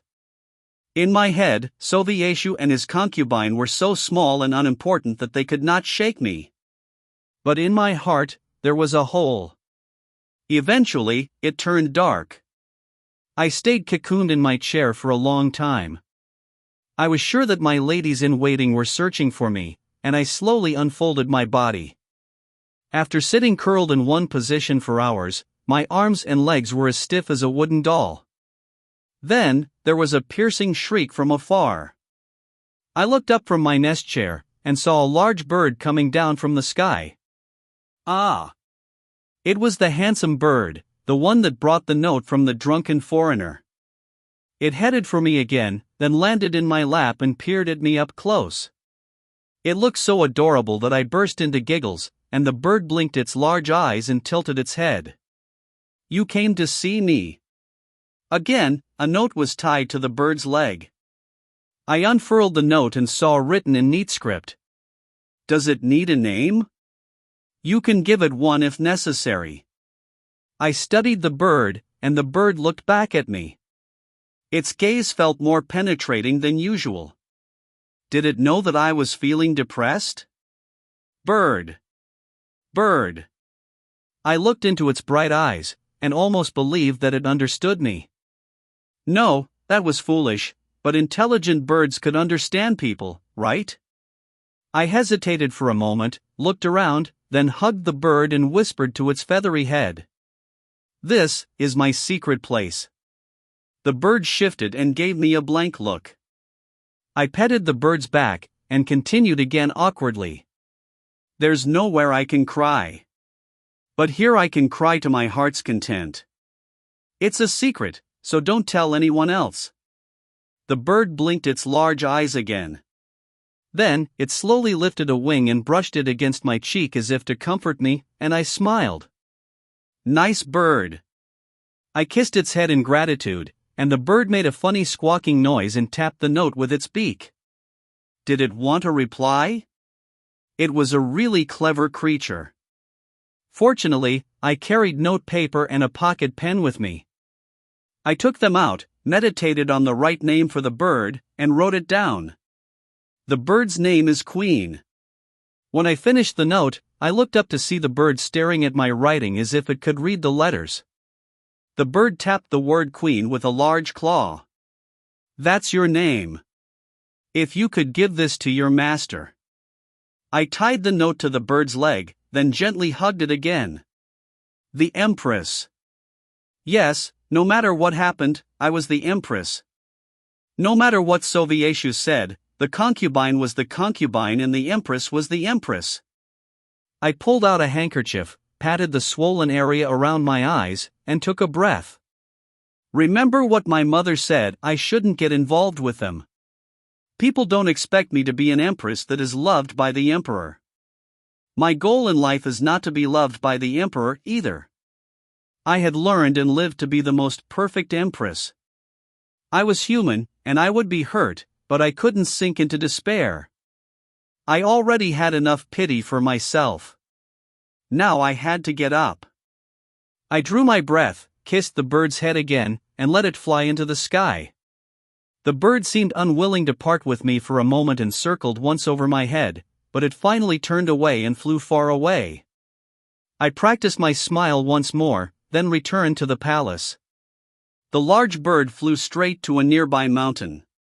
It skimmed the trees until it found a suitable outcrop, which was already occupied with a flock of birds, and landed there. The appearance of the large bird sent the other smaller birds scattering, and the large bird perched itself on a rock in the open space. Then, incredibly, the bird transformed into a young man. He was handsome, extremely so, and his entire body was finely proportioned and shaped with well-defined muscles. Calling a male queen. The young man grumbled to himself and scratched his head. A bluebird, which was sitting on a nearby tree, hopped down and also transformed into a man, this time with blue hair. The blue-haired man pulled a red cape from another tree and started to scold the other. What do you mean? You said you were going to scout. You didn't go anywhere else, did you? Oh. No, I've been scouting. For beauties? What are you talking about? I went to the palace. Are you sure? The handsome young man grimaced when the blue-haired man stared at him distrustfully.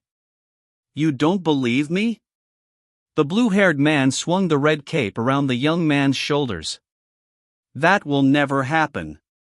But please pay attention to your actions, Your Highness. Remember that you are the heir to the Western Kingdom. Chapter 13, My Nest, 2. It seemed that I dropped my handkerchief when I pulled out my pen yesterday. I searched all over my room, but I couldn't find the handkerchief I usually carried with me. I went to work as usual at the Central Palace, then headed to the Western Garden during lunch. It's all right. The Empress won't be here at this time. Does the Empress really own the entire palace? Only the Empress' bedroom is hers. The Empress often visits here too, so why not Miss Rashta as well? I heard laughter and conversation as I approached my nest chair, and I stopped right before the bushes to observe what was happening. Rashta was sitting in my nest chair while a maidservant pushed it like a swing. The other maid had brought a table and was even cutting fruit. Hot anger seared through my chest. Did the concubine still not know that the Western Palace was the domain of the Empress? No, she must know if she was avoiding me. I could barely tolerate the fact that someone I didn't like was enjoying themselves in my chair. Well, the Empress would never come to such a small place. If Rashta doesn't sit in it, the chair will be lonely, right? Miss Rashta, you adorable little thing. You are so different from the other young ladies. You are so innocent. Why? What about the others? Well, nobles make their debut in society at the age of 17. After that, they need to be cunning. There's a lot of fighting and backstabbing involved. Miss Rashta, don't get involved with them or they'll eat you alive. Rashta smiled, then turned and suddenly caught sight of me. Your Majesty.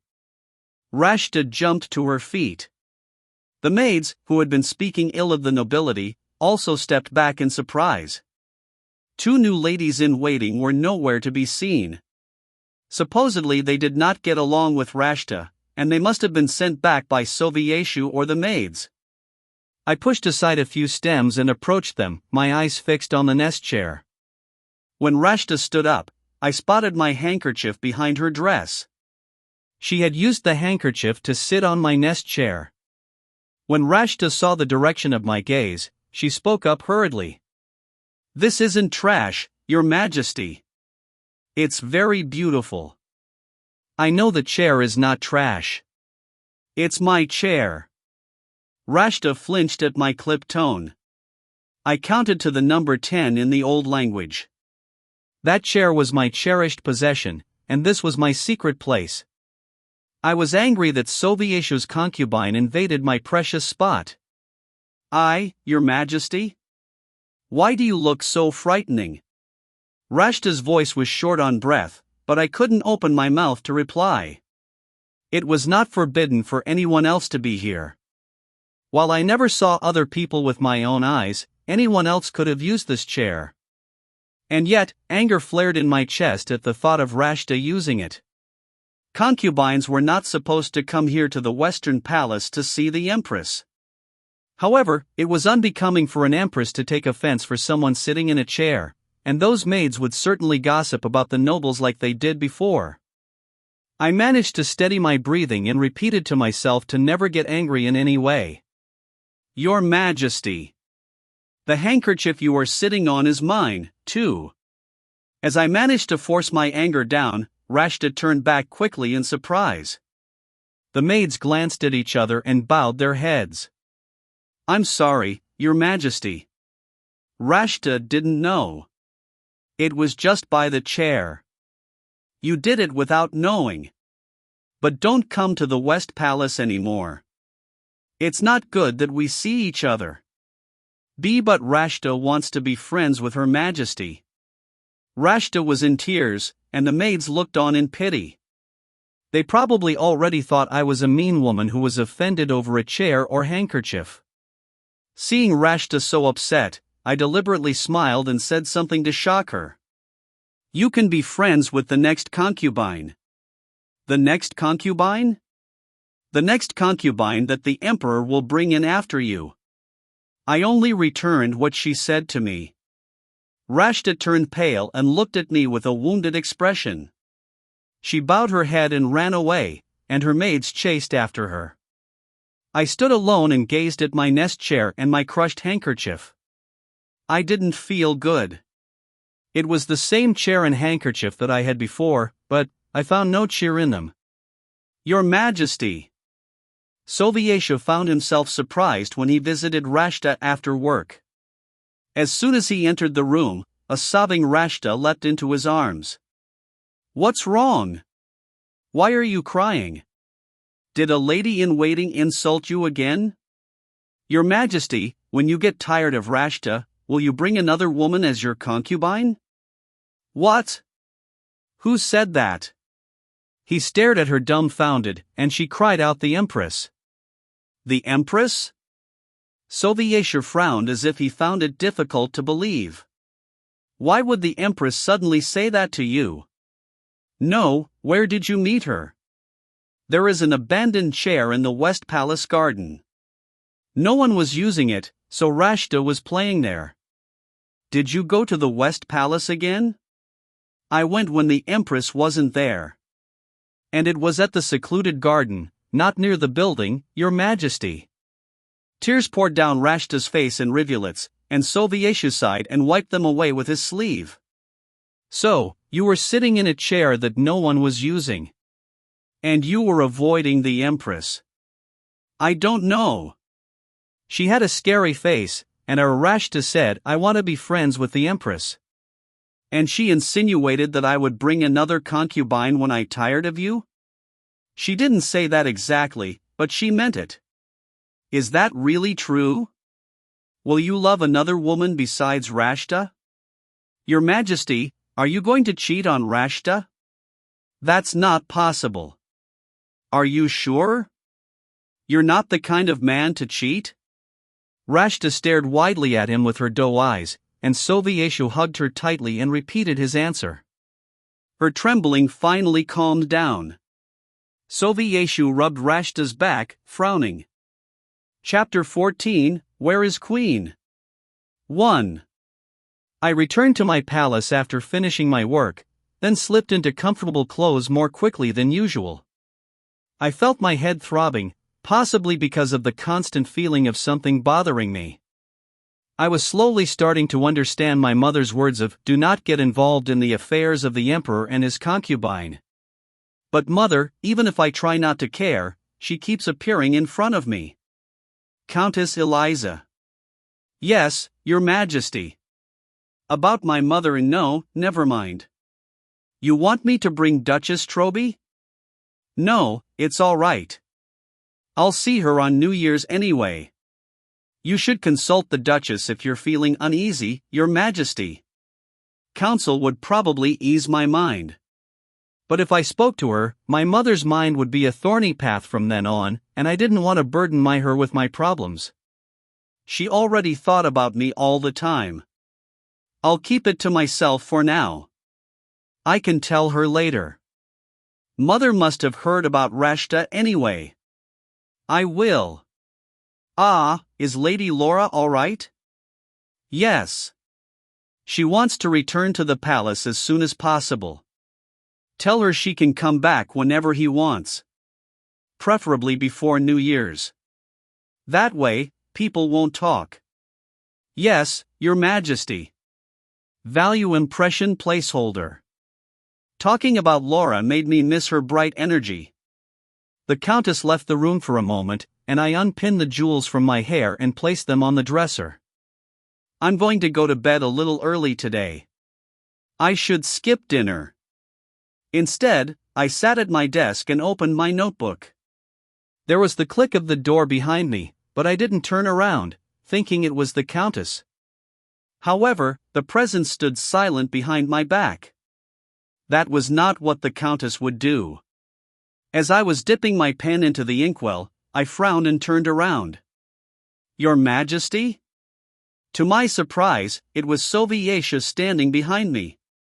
How long had it been since my husband came to the Western Palace? Rather than being happy at his presence, I looked on anxiously. It was sure to be another difficult conversation with him.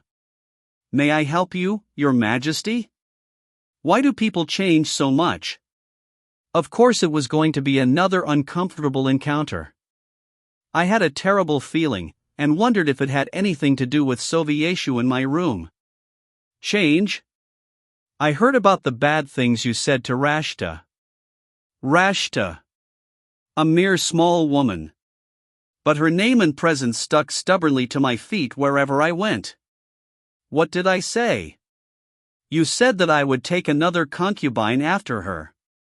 Rather than trying to be friendly to me, I told her to be friendly with another concubine when she comes. Value impression placeholder. Did I say something wrong?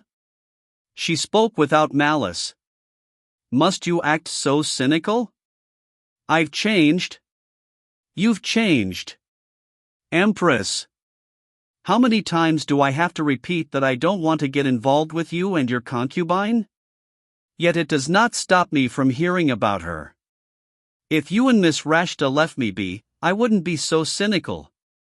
I had to come because it was necessary. If you hadn't said those things to Rashta, I wouldn't have come here. I shouted, not from excitement, but from finding something that would hurt Soviesha the most. Did the former emperor ever talk about Countess Sophie to the former empress? Soviesha paled when I brought up the subject of the former emperor's favored lover. I didn't know you were such a gossiper. He gestured his arms around the room. This room is full of beautiful furniture, and you can buy anything you want. You are cruel to someone who has lived their life pitifully. Sovieshu's eyes filled with disappointment. She was also a subject of the empress before she was my concubine. Do you not feel sorry for her? Yes. As soon as I said that single word, my legs became weak. I hold on to the dressing table to prevent my legs from folding underneath myself, and that was when Countess Eliza came in the room and rushed towards me. She carefully hugged me and comforted me in her arms.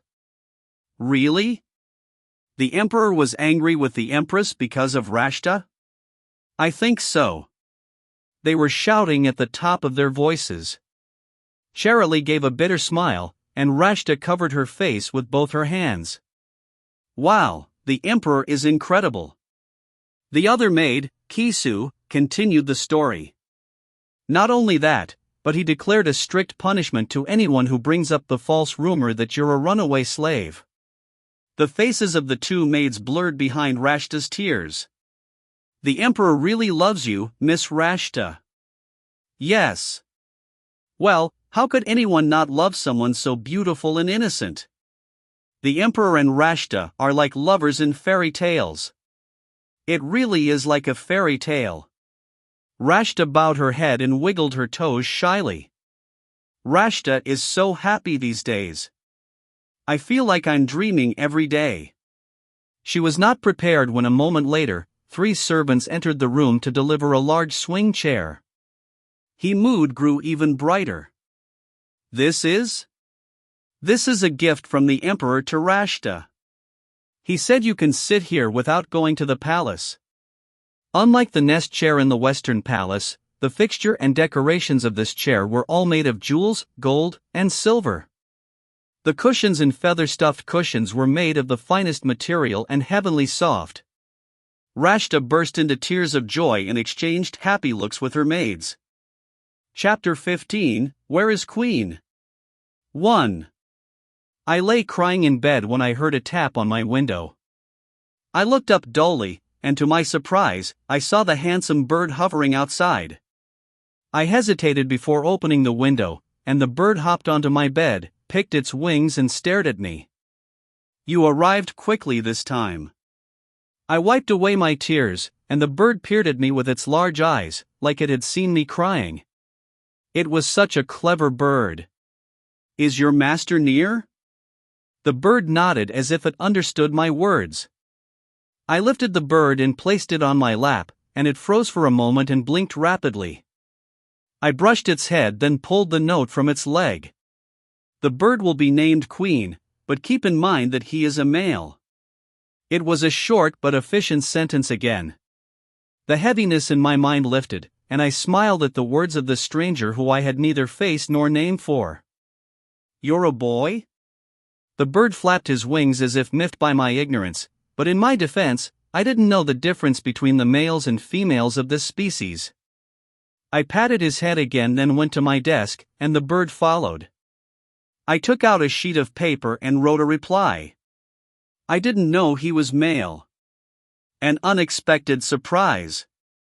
I rolled up the note and tied it to the bird's leg, then glanced at the calendar. The New Year's celebrations were just around the corner. Some of the guests would start arriving early tomorrow at the palace.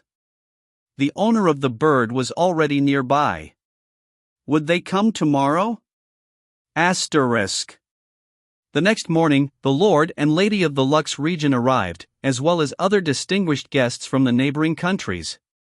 The guests' reception were divided for either me, Sovietshu, or the foreign minister. Most of the time, they went to Sovietshu. Your Majesty! Your Majesty! There is an arrival from the Western Kingdom. If it's the Western Kingdom. Yes, I believe it's Prince Anhltl. The prince was one of the few guests I had to personally greet. I nodded and stood up, and the officials supervising the guest list followed suit. I gestured to them to sit down, then walked towards a large mirror, arranged my dress, and went to the reception room. Prince Anhltl was the younger brother of the King of the West, and the second son of their father. However, Anhltl was the heir to the throne as the king had no children, despite already having a queen and 3 official concubines.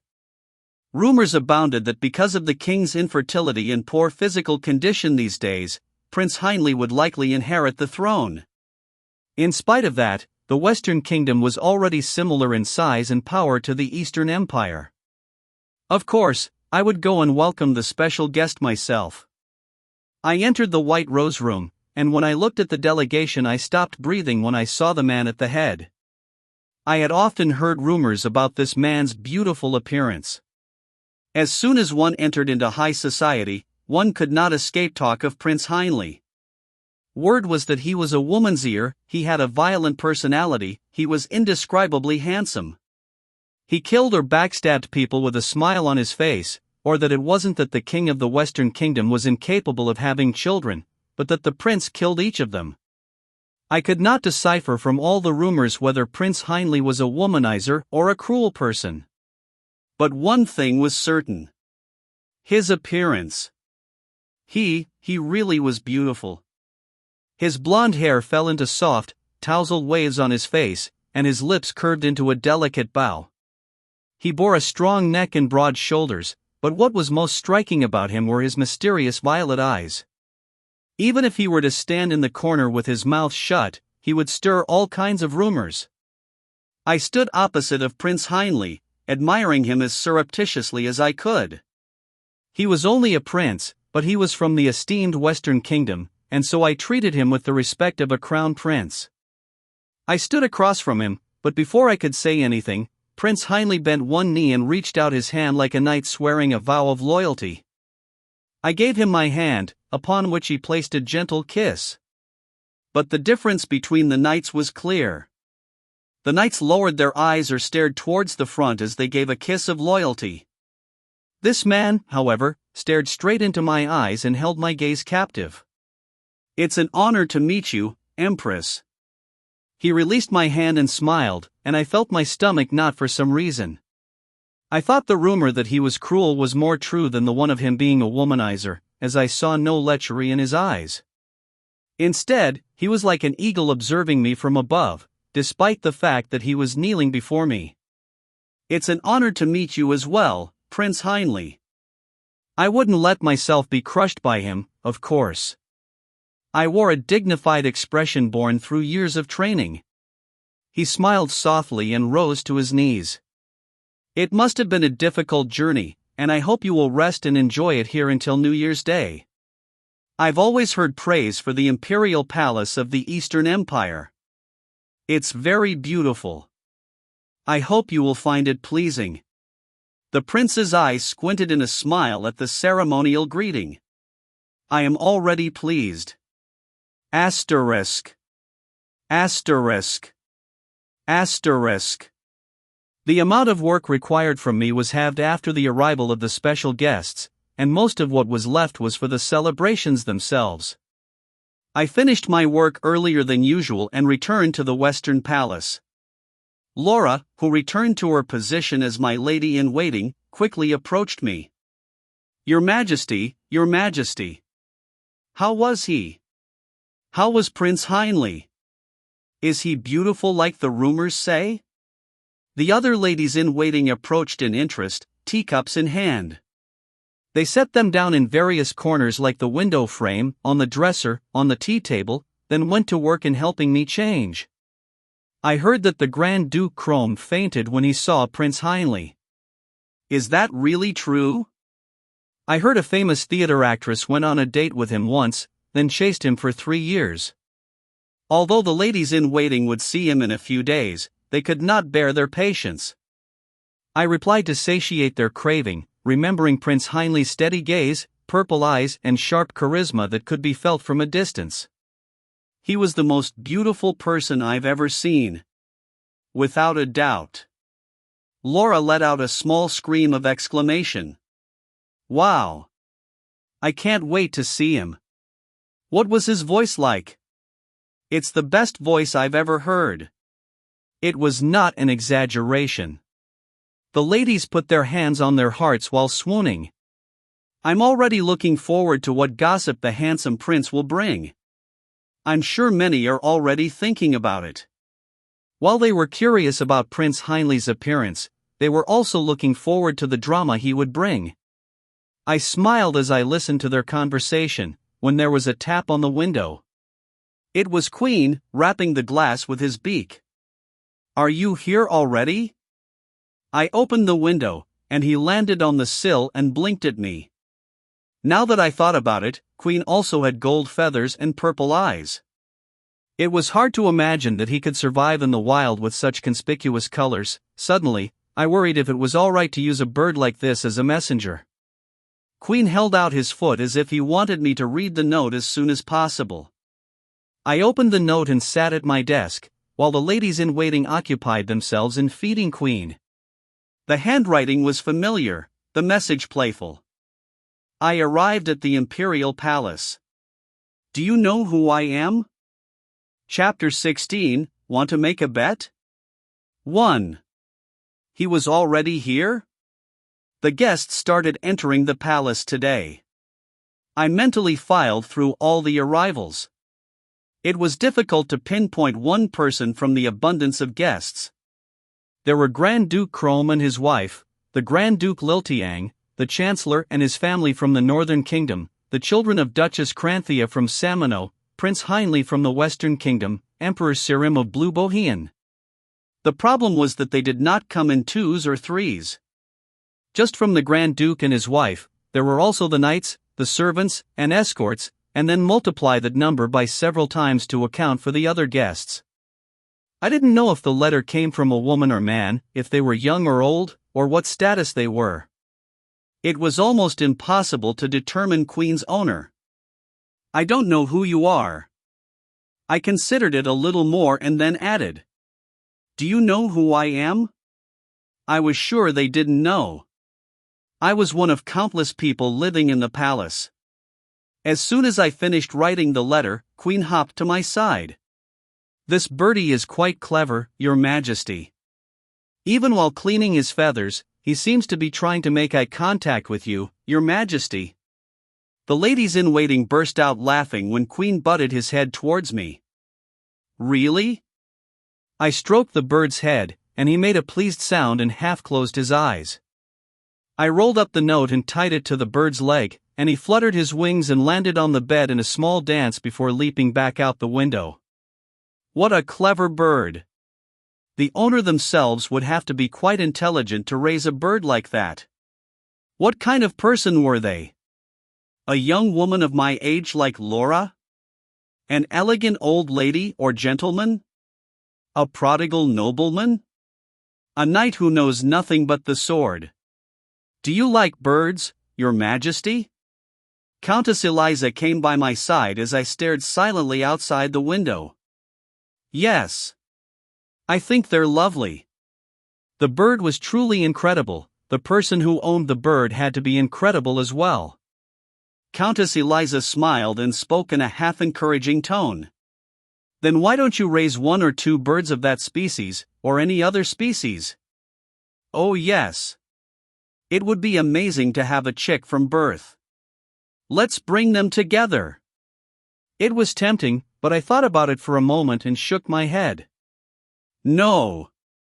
Seeing one is different from raising one. Queen was exceptionally intelligent because of his master's training. It was unclear whether I liked birds, or just Queen himself.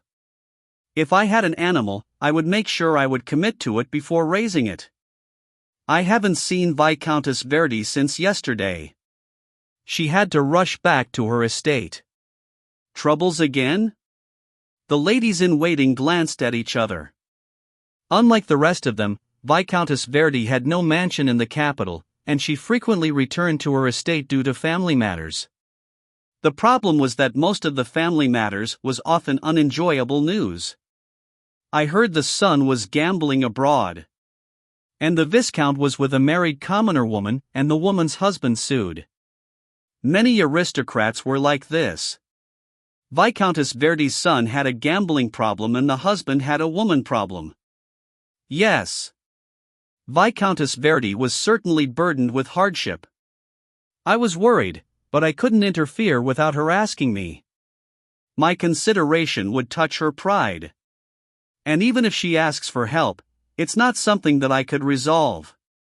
Everyone has problems. I sighed and reached out to close the open window. The next day, more guests arrived at the palace, starting with the arrival of the princess of the southern kingdom early in the morning. The time passed quickly as I exchanged greetings with her and her security was cleared. Maybe it was because of the rain, but today felt particularly hectic.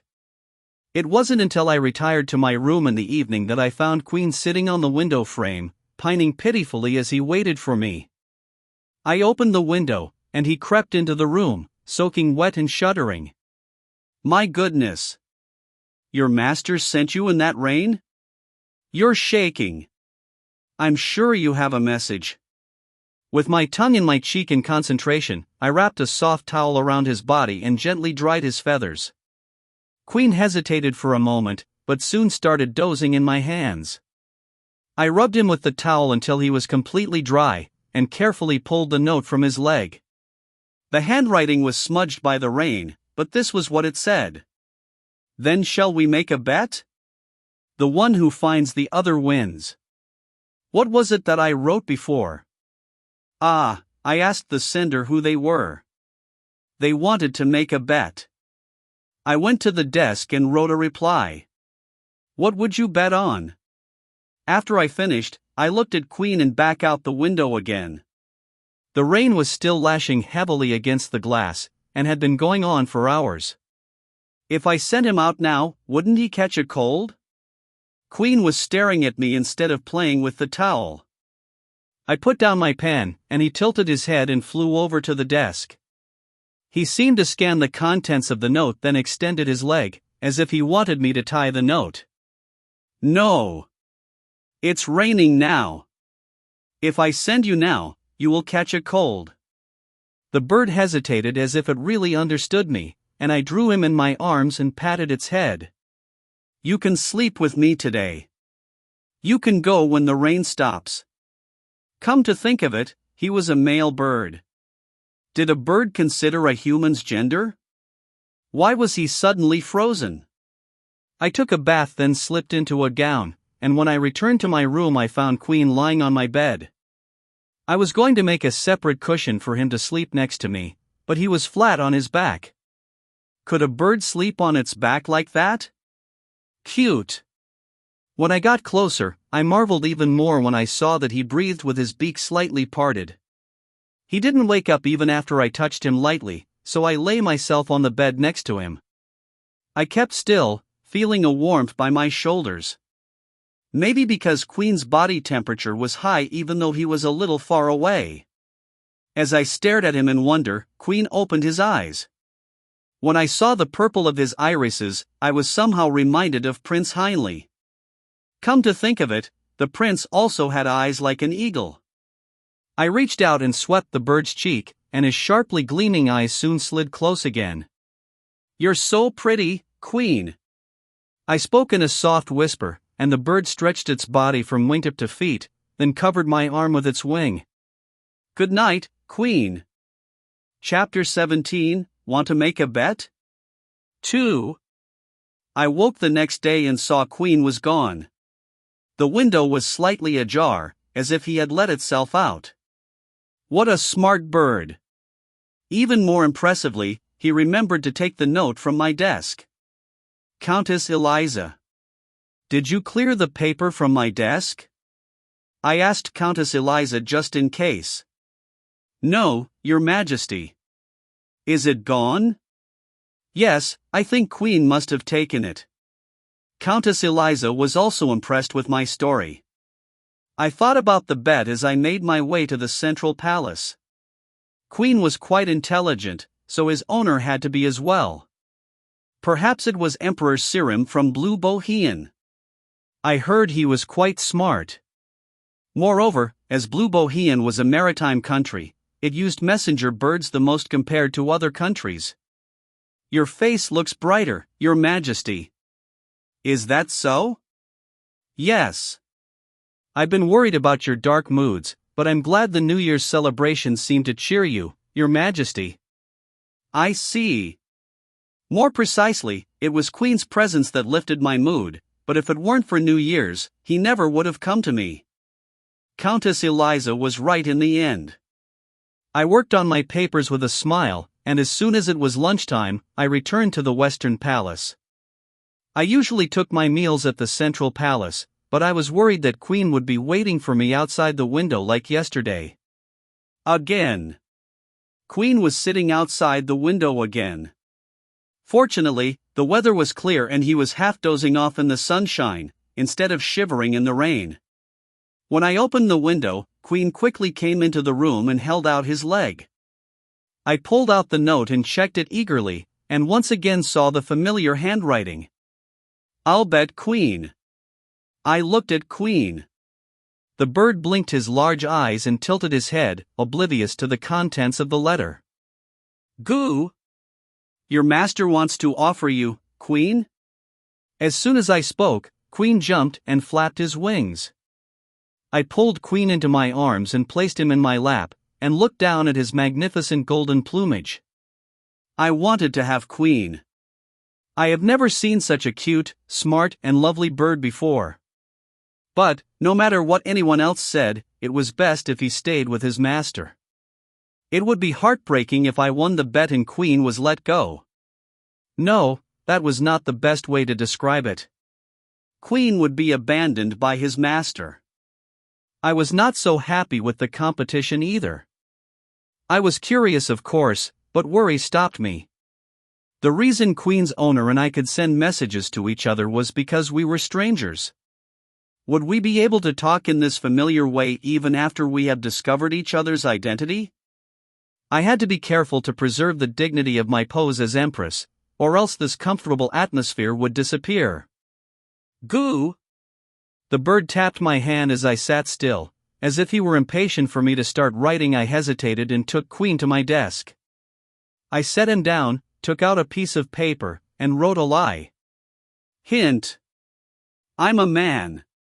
Queen squawked and flapped his wings as soon as he saw my message. It sounded like he was laughing, and I felt embarrassed even though he was just a bird. I scratched his cheek, and Queen turned round and rubbed his head against my wrist. Do you think it's fun to lie to your master? Goo! I was glad he was having fun. I felt sorry for Queen's master, but they won't find me if I wrote this lie. That way, we wouldn't be able to find each other, and we could remain faceless friends like now. You like this too, don't you, Queen? It was the day before the New Year's celebrations officially began. I greeted the last-minute arrivals, and checked on the New Year's proceedings and the special banquet for the last day. I went to the Western Palace again during lunch hour to see if Queen was there today, but the effort was fruitless. Instead, Viscountess Verdi, who had been away for several days, returned. She still looked quite pale and distressed, but she greeted me. If it's no trouble to you, Your Majesty, It's all right. Tell me. Can I borrow some money? The red-faced Viscountess Verdi could not even explain the reason she needed it. About 5,000 crowns. The other ladies in waiting and I knew though, however. Perhaps it was for her son or husband. Though Viscountess had hurried back to her estate, she could not pull her family out of the mire. I promised to lend her the money without prying any further, and she repeatedly said she would pay me back and left the room shamefaced. I'd rather get divorced. Laura was unmarried, and didn't have much sympathy towards Viscountess Verdi. That's as good as throwing away the Lux army. Countess Eliza was patient in explaining this to Laura, but the young lady still didn't seem to understand. But even if she went through divorce, wouldn't her child be considered illegitimate? While it won't happen immediately, there is the possibility that he'll lose the right to inheritance. That's why she's enduring, Laura. So what? If a troublemaker like him becomes heir, he'll only end up sucking his family dry. Hush, Laura. Countess Eliza glared at Laura and she pouted her lips. I'm only worried. Viscountess Verdi returned to her estate again, but not everyone could eat comfortably. As soon as I finished my lunch, I quickly returned to the central palace. Near the end of my workday, something happened as I was taking a break. Your Majesty. One of the knights came inside my office and gave me an unexpected report. Prince Anhltl wants to see you. Prince Anhltl? Why him? I went outside and found him looking at a mural with his back to me. Ah. Your Majesty. I approached him, and he turned his head and bowed like a knight again. I hope I am not too rude? Not at all. What can I do for you? I was told you would be finished with work around this time. Are you still busy? Did he find out my working hours? He was right though, and I replied that I was almost done and he grinned. That's great. If you don't mind, could you show me the palace? I'd like to look around, but it's so enormous that I'm afraid I'll get lost. Ah, then my lady-in-waiting. You. I was about to give him one of my ladies-in-waiting, but he interrupted me in a low voice. I wish for the Queen to do it. Chapter 18, Curiosity 1. His voice was soft and sweet, but there was a note of self-important pride in it. And he had called me Queen. He was not the only foreigner to do so, but the word felt strange as I had been sending messages with Queen the bird. Did that mean Prince Anhltl was Queen's owner? Did he think I was his letter acquaintance? I had a moment of suspicion, but soon dismissed it. It didn't matter if he wrote those letters. I had no intention of meeting Queen's owner in real life. The knight standing next to me frowned as if offended. He seemed to think that it was rude for the prince to ask me to guide him around the palace. All right. Nevertheless, there was no knowing when his country would surpass the Eastern Empire.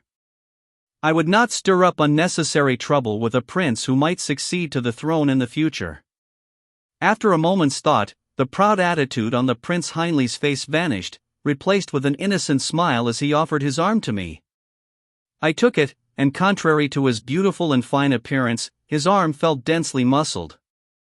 I let go of it in surprise, and he looked at me curiously. What is it? Nothing. I couldn't very well say that he was more solid than I expected, so I quickly looked away. Have you ever been to the Silver Garden? It's the closest garden to the Southern Palace. It's very beautiful. I've been around the Southern Palace, naturally. I pondered for a moment as we walked along the corridor exiting the Central Palace. The Central Palace was primarily used for work, with many forbidden areas to outsiders, so it was inappropriate for me to show him around there.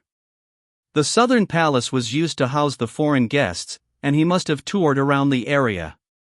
Then there was still the Western Palace. We could share a cup of tea, so the Western Palace should be at the end. I could escort him to the Emperor's Eastern Palace, but I was reluctant to run across Rashta. We could easily skip that and go to the North Palace. Your Majesty? I was strolling forward without saying a word, and Prince Anhltl called out me. Something in his voice made my ears tingle. I was thinking about what to show you first. Ah. Then I want to go. Before Prince Anhltl finished speaking, a familiar person ran towards us from the garden bushes. Your Majesty. Rashta. Despite my efforts to avoid here, she still appeared in front of me. I sighed, keeping on my mask as I nodded to her. Your Majesty, are you taking a walk? Rashta's taking a walk too. Yes. I had no idea where her inexhaustible energy came from. Last time I saw her, we didn't part on the best terms. I came from over there. She pointed her finger at the path she had followed, then smiled brightly and bowed to the prince. Hello, I'm Rashta. I thought the prince would be offended by this unnoble greeting, but he smiled unexpectedly and copied Rashta's mannerism. Hello, I'm Anhltl. Rashta's giggle was like a silver bell. You're funny. Your Majesty, who is this? I've never seen him before. Anhltl introduced himself before I could. I'm Prince Anhltl from the Western Kingdom. Wow! Prince? Rashta covered her mouth with her hands, then squealed in excitement. Rashta has never seen a prince. Haha, is that so? You really look like a prince. From a fairy tale book. Goodness. You flatter me, Rashta. A pink flush rose on Rashta's cheeks. Are you two taking a walk together? I asked the Empress to show me around. This place is wonderful, isn't it? There are a lot of places to see. I haven't seen everything, but so far, it's been incredible. Unlike the nobles who were embarrassed by Rashta's speech or behavior when they first met her, Prince Anhltl carried on easily with her. Rashta asked if Prince Anhltl was feeling comfortable, then posed him another question with a beaming smile. Well, Prince Anhltl, do you want me to guide you? Prince Anhltl's eyebrows lifted. Lady Rashta? Rashta has been exploring the entire palace lately. There's no place I don't know. Rashta glanced and added kindly. Her Majesty is busy, so Rashta will do it for you. Ah. Thank you, Lady Rashta. But that's all right. The Empress is a great guide. I hadn't even shown him anything yet. Prince Anhltl glanced at me apologetically. Ah. Then Rashta will go with you. It would be more fun if the three of us took a walk together. Rashta attached herself to Prince Anhltl's side, and he returned a soft smile. If he allowed Rashta to accompany us, I would simply leave. I thought through the words that would give me a reasonable excuse. Busy? No, I said I was not busy. I just remembered that I was busy? No, that was too hasty. Perhaps I had to rush to the bathroom. No, absolutely not. In any case, I didn't want to create a scene of the Empress and the Emperor's concubine taking a stroll with the neighboring country's prince. There could be no such ridiculous thing. But before I even choose an excuse. I'm sorry, Lady Rashta. Prince Anhltl turned down Rashta in a gentle but firm voice. 3 is too many. Rashta looked surprised, and Prince Anhltl left her with a "enjoy your walk," then calmly strode away. He was polite, but surprisingly cold. Usually when someone offered their company, the polite thing to do was accept. I glanced sideways at his profile in surprise. Before I knew it, he returned with the prideful attitude when he asked me to guide him. I frowned and thought, he certainly had a rude personality. He really was a man that depended on his good looks. Was that the reason of the buzz in the social circles? Prince Anhltl stared at me while I thought. I avoided his gaze for fear of being too obvious, when he asked me an unexpected question. Do you not find me handsome? What was he talking about? I gave a slight frown, and Prince Anhltl continued. It's strange. People are usually interested in me at this point. Why is the Queen so cold? Is my face swollen today? I made sure to dress finely. I must have heard him wrong. I stared at him. Prince Anhltl suddenly burst out laughing. Was it a joke? My apologies, Your Majesty. You were so rigid a while ago. The woman from earlier, was she the emperor's mistress? Prince Heinle used the term mistress instead of concubine. This, too, was not typical of nobility, and it produced a smile from me. The emperor is a strange man. How could he look elsewhere with the queen in front of him? Thank you for your kind words, but there is no need to thank me. If he cannot appreciate you, it is his loss. Perhaps that was why he was called a womanizer. For a moment I was pleasantly surprised. I knew his words were meant to be pleasing to my ears, but his haughty face made me unable to accept his flattery. He looked like the type that would be unwilling to give compliments even if he was held by the throat and ordered to do so. I forced a smile, and he gave me a boyish grin in return. So, if you don't mind, Your Majesty, would you invite me to the special banquet on the last day of the New Year's celebrations? Those present at the final New Year's banquet were highly distinguished guests of high status, or made great achievements, or were expected to make great achievements. However, the Emperor and Empress only invited 10 guests. Naturally, most of the invitations were already sent before the New Year's, and Prince Heinle was naturally the first on that list. Didn't you already receive the invitation? It couldn't be. I received it. But it was an invitation from the Emperor of the Eastern Empire. When he looked at me again, his eyebrows lifted. I would rather be the Empress' guest. I appreciate it, but I have already sent out all of the invitations. Why don't you cross out the Emperor's name and write down your name below? He was speaking nonsense, and he chuckled at his own words, then offered up his arm again. Shall we keep walking? Chapter 19, Curiosity, 2. After our stroll together, I returned to the Western Palace. Countess Eliza was helping me change my clothes, when she suddenly exclaimed, "Oh! What's wrong?" Countess Eliza was smiling at the window. I followed her gaze and saw Queen sitting on sill. That was normal, but today his back was towards us. Countess Eliza chuckled. He flew here, but when he saw you changing, he panicked and turned around. Queen? That bird is so clever, Your Majesty. Like a gentleman. When I finished dressing, I approached the bird, but Queen still kept his back firmly towards me. He cocked his head when I approached, but didn't turn around. I spoke to him in a soft voice. I'm dressed now. I poked his feathery rear, and he spun around and rubbed his forehead against mine. Did you not look because you were ashamed? Queen nodded his head primly. He really did look intelligent. However, did you come here in a hurry today? Why are you tired? Queen seemed exhausted from his journey when he carried the first note, but after his owner arrived at the palace, he appeared to be more at ease. He looked exhausted again today, however, as if in a rush. Queen fumbled a little, then held out his leg with another note.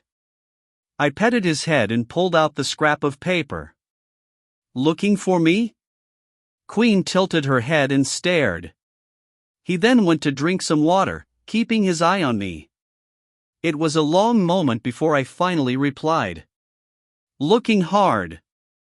And you? Queen shook the water from his beak, then flew towards me. He looked at the note, then tapped my arm lightly with his wings as if to reprimand me for my lie. He was so adorable the way he reacted to my letters, and I patted his beak again. Asterisk. Asterisk. Asterisk. The New Year's celebrations finally began. Fireworks glittered in the sky at night, and people laughed and chatted in the streets by day. Although I had lived in the palace for a long time, the image that still came to mind when thinking about New Year's was the lively pre-marriage festival. I opened the window, allowing the cool yet moist morning air to tickle my nose. I inhaled and exhaled deeply, then half-closed the window and rang the bell next to my bed. After a moment, Countess Eliza entered, dressed more extravagantly than usual. You will be quite busy today. The countess smiled at me, then quickly lifted the dress she prepared from the closet. My mother had given the dress to me as a gift, a beautiful thing adorned with white pearls and underlaid with layers of snowy lace to give a full skirt. My mother didn't say it directly to me, but I knew that she was worried about me after the rumors about Rashta. It's the first day, so we must all dress up. On an event like this, one should look colorful, but too strong of a color would look tacky. Instead, it's better to make the queen's image stand out. She explained to me that concept was the Queen of Snow, then urged me to get up and wash my face.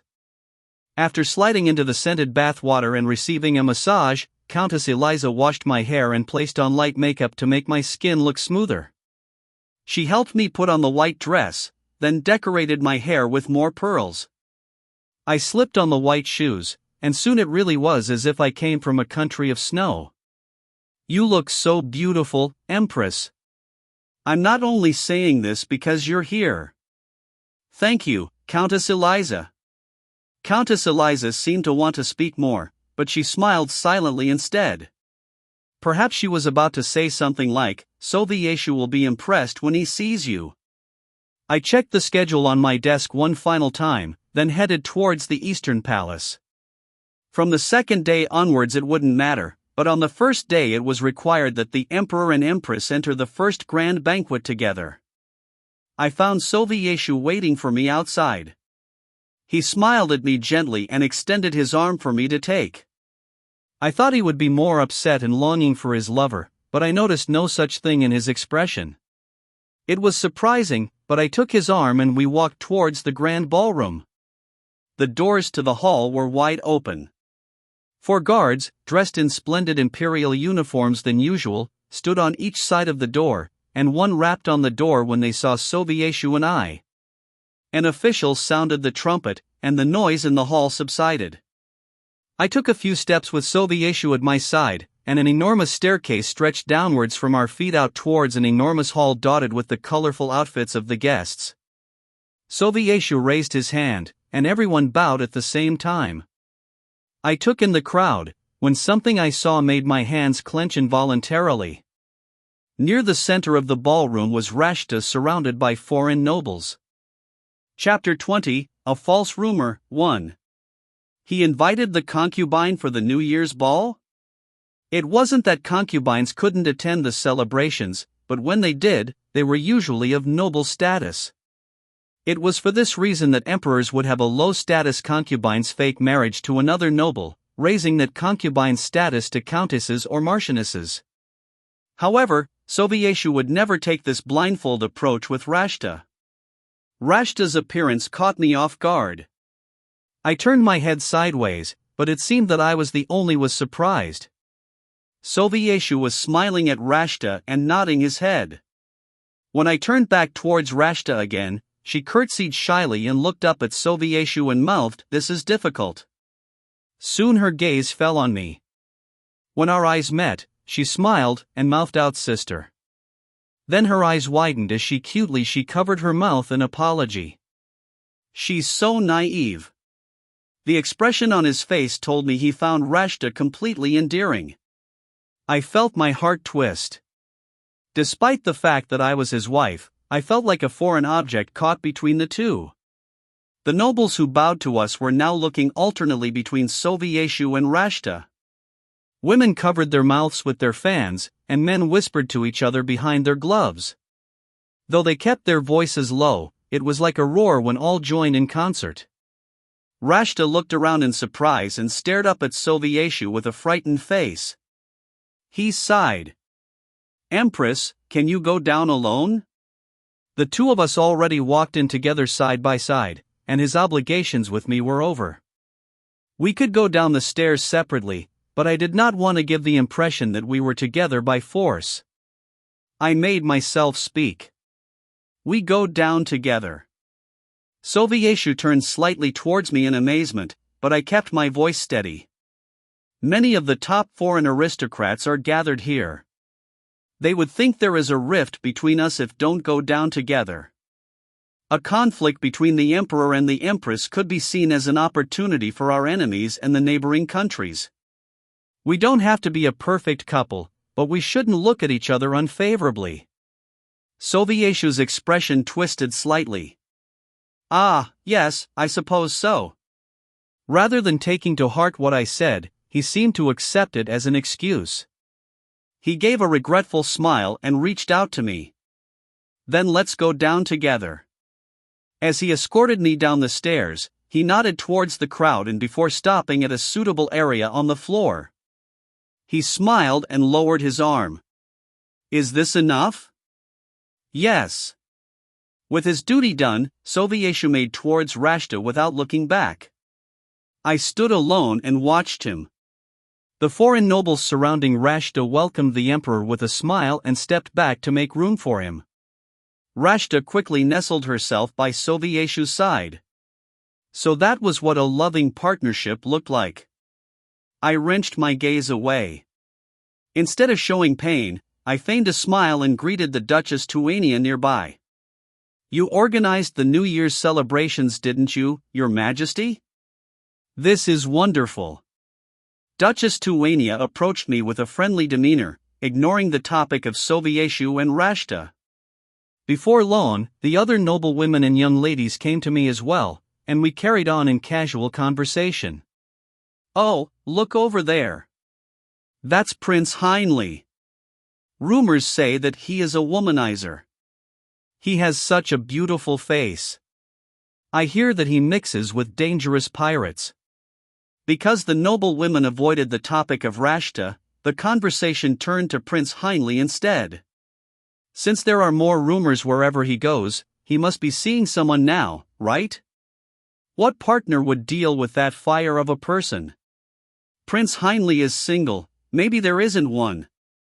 Well, he is the future king of the Western Kingdom, so it may be beneficial to marry a woman from our Eastern Empire. But he seems quiet for someone who has so many rumors about him. I listened to them talk about the mysterious prince, and took a glass of champagne from a passing servant. It had only a little alcohol, almost like water. I tipped the drink up to my lips, lifting my head. Through the glass I saw the distorted figure of a man.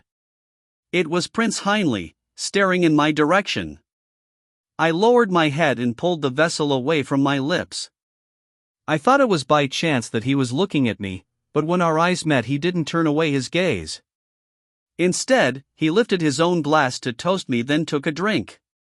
He tilted his head, revealing a smooth jawline. A foreign nobleman then caught his attention, and I quickly took my eyes off him. It was then. Even the most aloof empress cannot help but look at that face. There was a laughing voice from somewhere. My heart pounded, and I turned my head in the direction of the voice. The seats by the wall were occupied with many foreigners and natives. There were too many people for me to know who said it, but I immediately knew who it was. A group of people were holding on to their stomachs as they howled in laughter. It was hard for me to hear, but the person with that voice said something again, and the laughter grew louder. Some of the giggling nobles glanced sideways at me and caught my gaze, and they quickly poked each other in the ribs to signal quiet. Their reaction convinced me of the certainty of my story. They thought I was deaf to what they were saying, but I was not far away. Your Majesty, did you really give her a gift? A lady had been lingering nearby, as if she had been waiting to ask me a question. A gift? My voice came out sharp without me intending it. The lady blushed and apologized, but what I wanted was not an apology. I don't understand what you mean, but I'm not angry. Tell me, what do you mean, a gift? I forced my voice to sound normal, and the lady opened her mouth apprehensively. The foreign guests don't know the rumors about that woman. What they say is that she is the first concubine that the emperor has accepted, and you had given her all kinds of gifts. I already knew the first part. But how did I suddenly give her gifts? Then a foreigner asked me. It's all right. Tell me. A foreigner asked that woman if she was all right with being in a love triangle involved with Your Majesty, and she said yes. She said that both the emperor and empress loved her greatly. That woman said that immediately after she became a concubine, the empress even sent her all kinds of precious gifts to welcome her. Communication with foreigners was recent. Moreover, most of the other ladies around looked surprised, as if the gossip was not a familiar topic that spread around society. In other words, the foreigners heard the rumors first and spread it to local aristocrats. I felt dizzy and my knees were weak beneath me. People were laughing at me for sending gifts to my husband's lover to gain his attention. The pride that I had mustered swiftly collapsed like a sandcastle because of a single false rumor. No matter how much I tried to distance myself from Sovieshu and Rashta, I was buried.